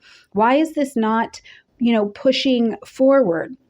So one of the things to remember is that there may be really significant financial shifts that are coming, and they're not fully, you don't have all the information, or you don't have it fully organized and ready to rock and roll just yet. You will. This is just the new moon. Things are just getting started. So as we continue to go along, not only by the time we get to the full moon lunar eclipse, which is just about a week away, but also what you're starting here. This is the beginning of a 2.5-year cycle. So you will have this organized and in place, and it can work for you, okay? Don't give up. On the 4th, we've got Mars entering into the vibration of Cancer, where it has not been for 2 years. So for you, Aquarius, first of all, Mars is going to be entering into your 6th house space. Now, it's kind of interesting because Mars coming into any new space is going to change the direction of what's been going on here. You will get movement and you will get moving. And that's great if we're talking about the 6th house of health and wellness and working out. If you've had a little bit of the couch potato on you, or your workouts haven't been going exactly the way that you want them to, Mars can help. And it's going to help you in an emotional way. Cancer.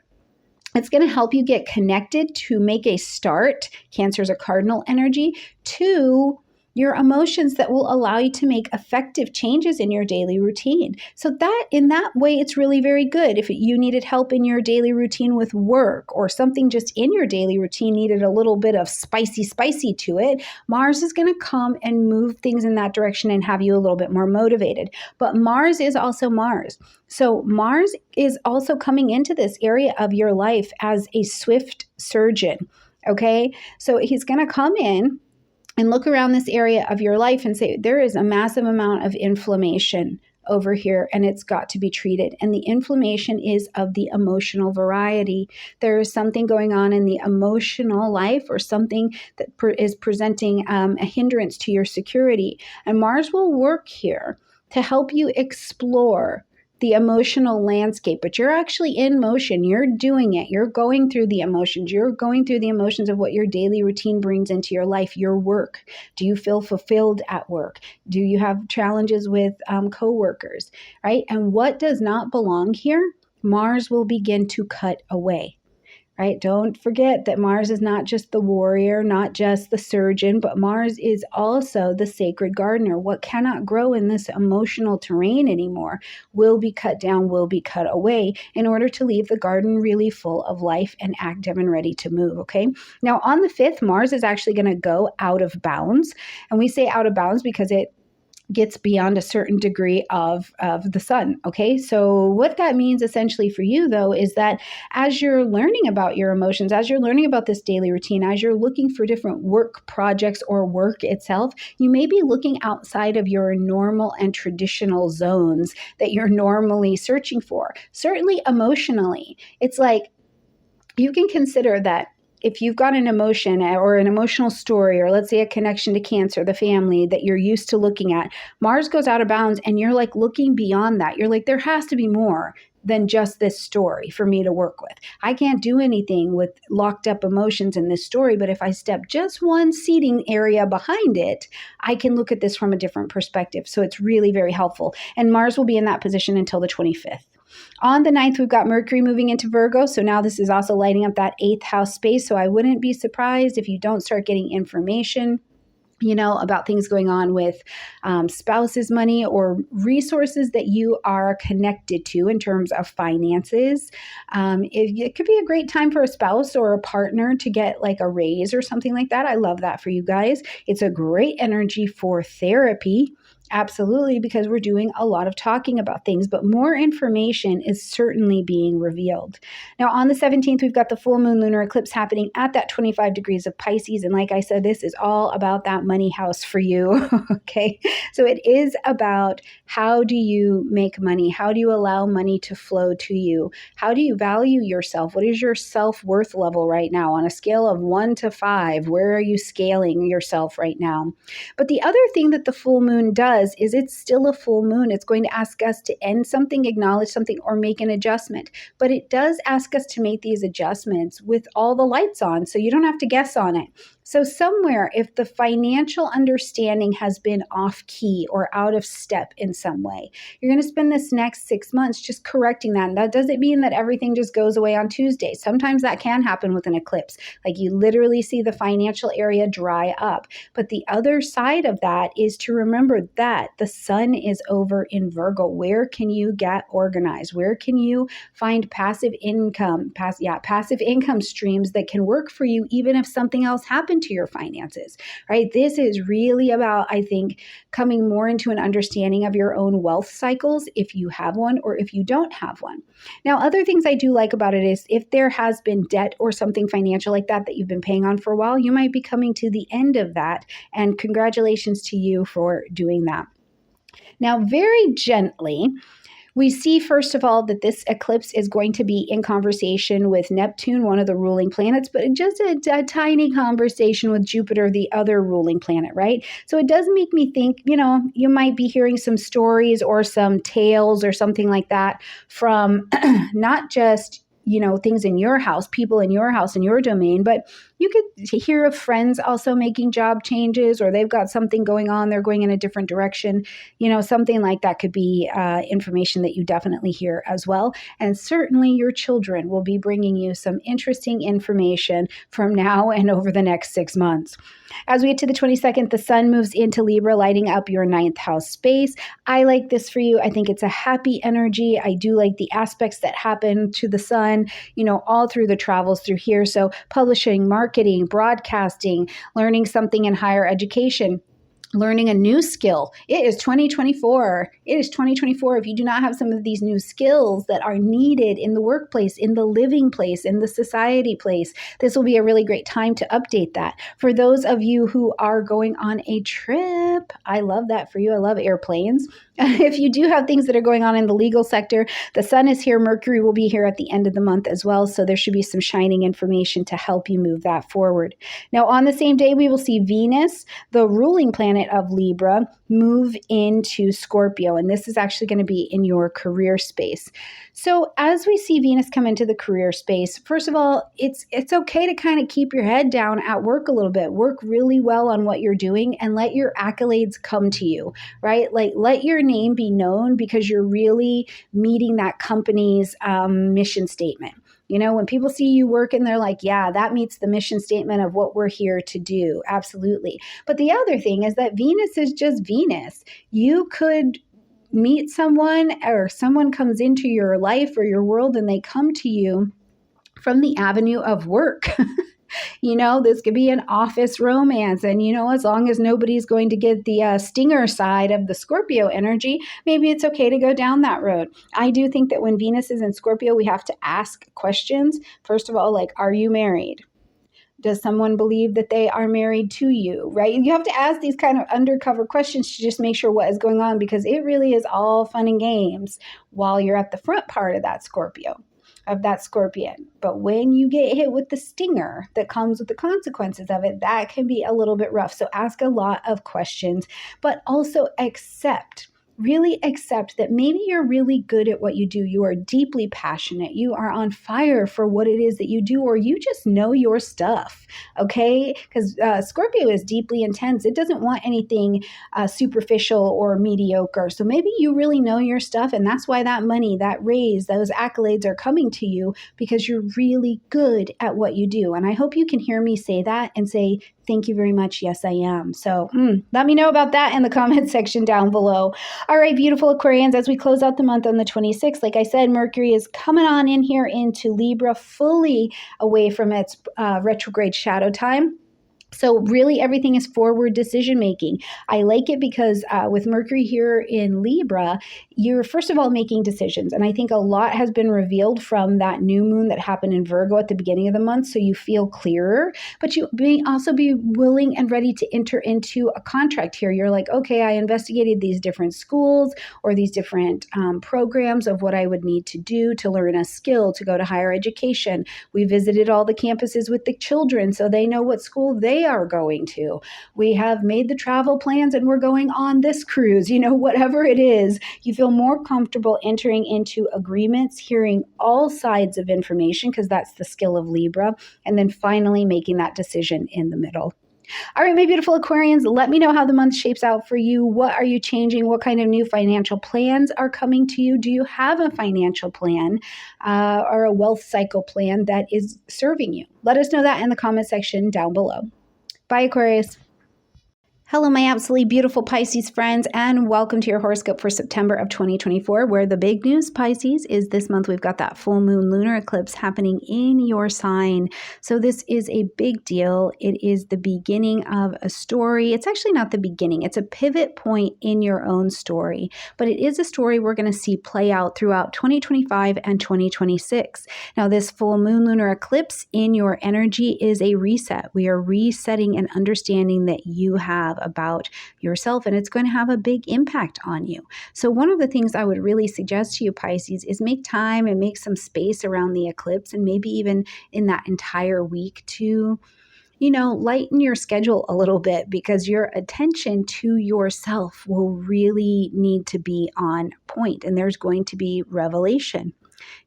Not to mention this particular eclipse is also in alignment with Neptune, one of your ruling planets, and very loosely with Jupiter, your other planet, ruling planet. So there is this energy for sure where your being will be being eclipsed by this particular set of energy. So if you can take it easy, you're reevaluating yourself, you're looking at yourself, you're moving out of one version of yourself that you've been for a very long time, coming to identify yourself separate from old stories. So you need a little bit of space to navigate that, okay? All right, Pisces, let's see what else is going on this month before we get to that eclipse. On the 1st, we have got Uranus going retrograde at 27 degrees of Taurus, which is really nice. You sit nicely with Taurus energy because water and earth play well together. So, it's a pretty nice, actually, retrograde as things go. What Uranus has been doing has been working in your 3rd house. So one of the first things I think about in Taurus is communication in the 3rd house realm, for sure. Anything you've been communicating about, learning about, studying, networking that you've been doing. Definitely things having to do with siblings and neighborhoods. And you've been like, I need freedom. I need to break free from this. I need to have a separation from this particular thing. Even the way you've been thinking about things, I think, has been really, really different. Now, Uranus, sometimes when it's making these changes and bringing all this freedom, it can ruffle feathers. Absolutely. But the other thing is Uranus in Taurus, which is very physical, on this earth, touchable, tangible energy, has broken you free from some contracts, whether those are physical contracts or soul contracts that are not needed in the physical plane anymore. And this creates a little bit of a gap, right? It creates a little bit of hole because you're not connected to that contract anymore. So what are you filling that space with? So this is something interesting for you to evaluate. But as Uranus is retrograde now, you kind of get to take your foot off the gas a little bit, Pisces, and you don't have to push forward into making all these changes anymore. Instead, it's a time to look at where your internal changes have actually brought about your external circumstances and reflect on if they are in the direction that you would like to go, okay? If they are something you find valuable, especially in that 3rd house arena. You can look at those changes over courses that you've been taking, catch up on communication, share yourself. This eclipse in your 1st house is really, you are presenting yourself and the way that you speak and your own ideas differently in the world, and that's a big deal.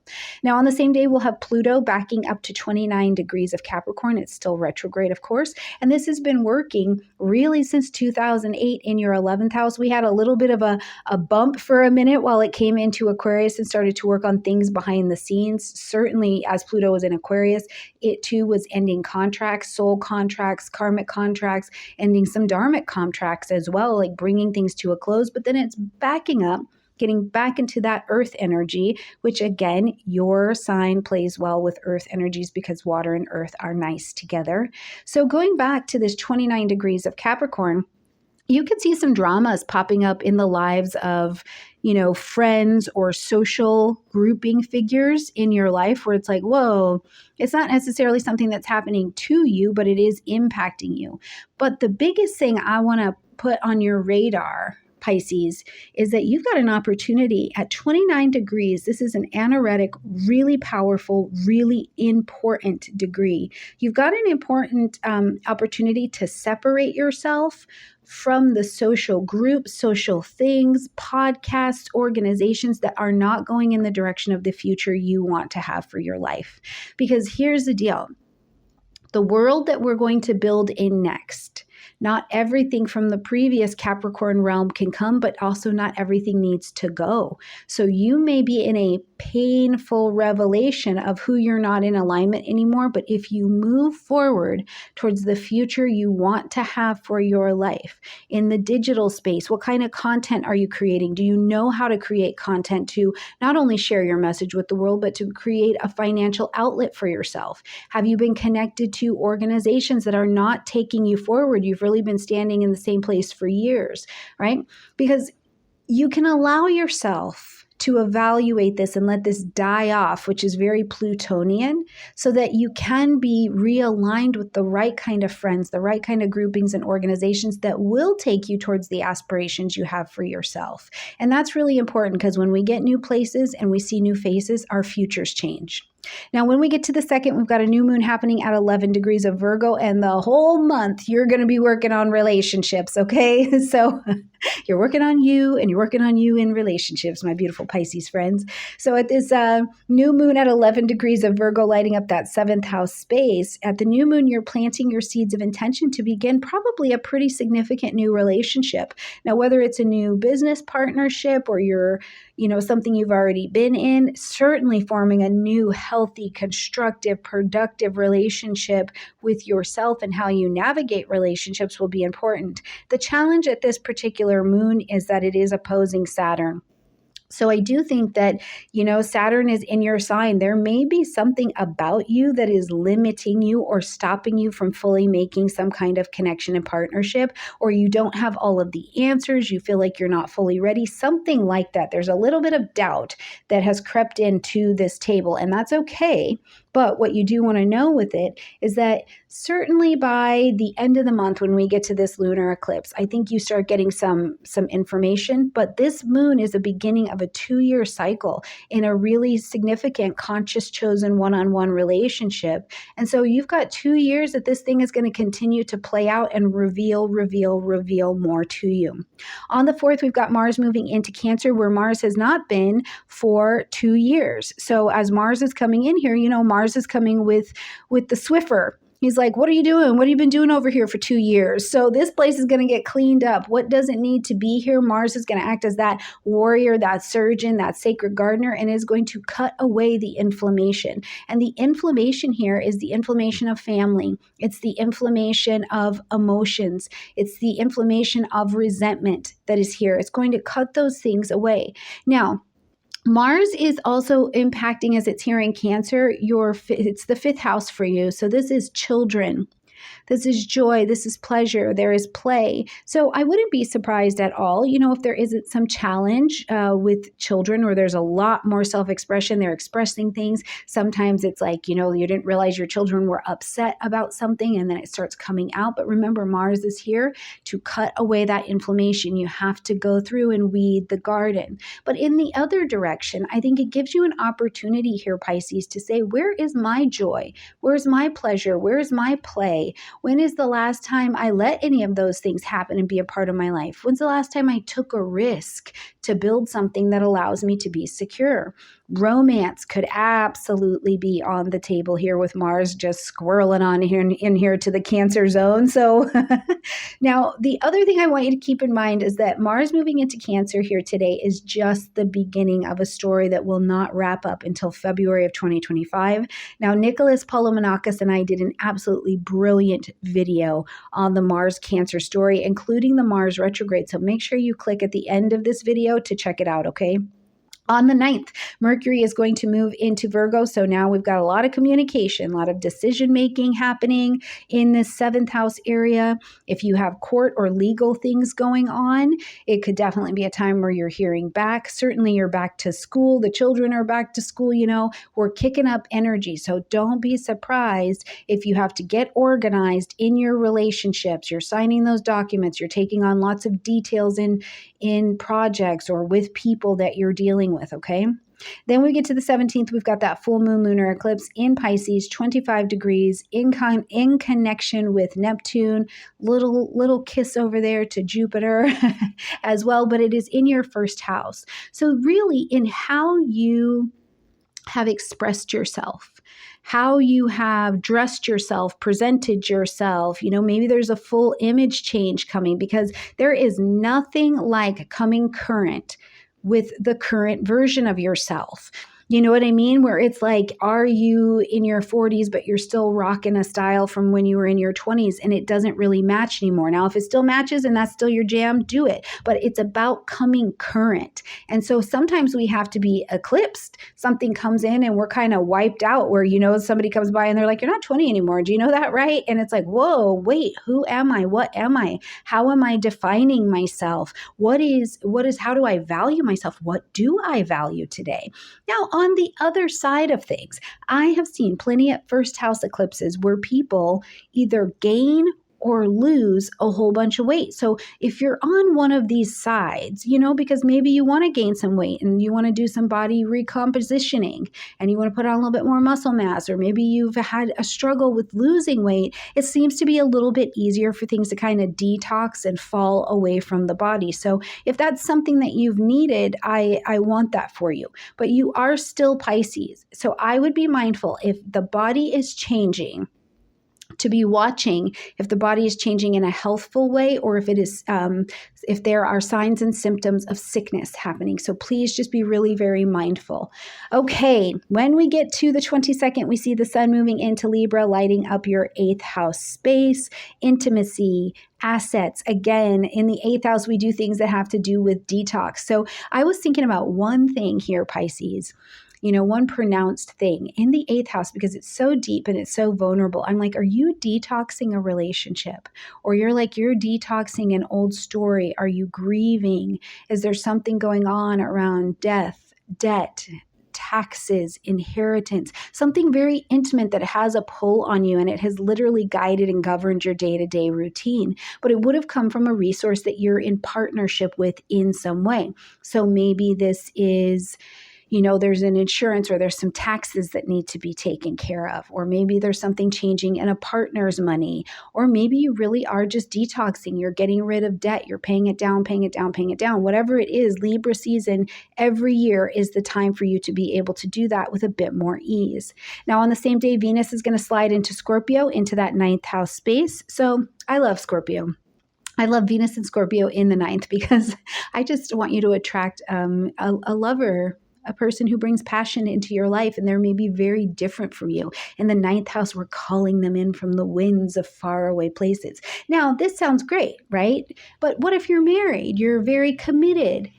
Sometimes this shows up in the form of a new novel or a new book, or somebody who comes and they're talking about something you're really passionate about as well, and they ignite something in you. So it's not that they're a lover, it's they excite your lover, right? Your inner lover wakes up. But the other things with Venus in the 9th house are publishing, marketing, and broadcasting. And where Venus goes, you may be really socially acceptable. And so people like you.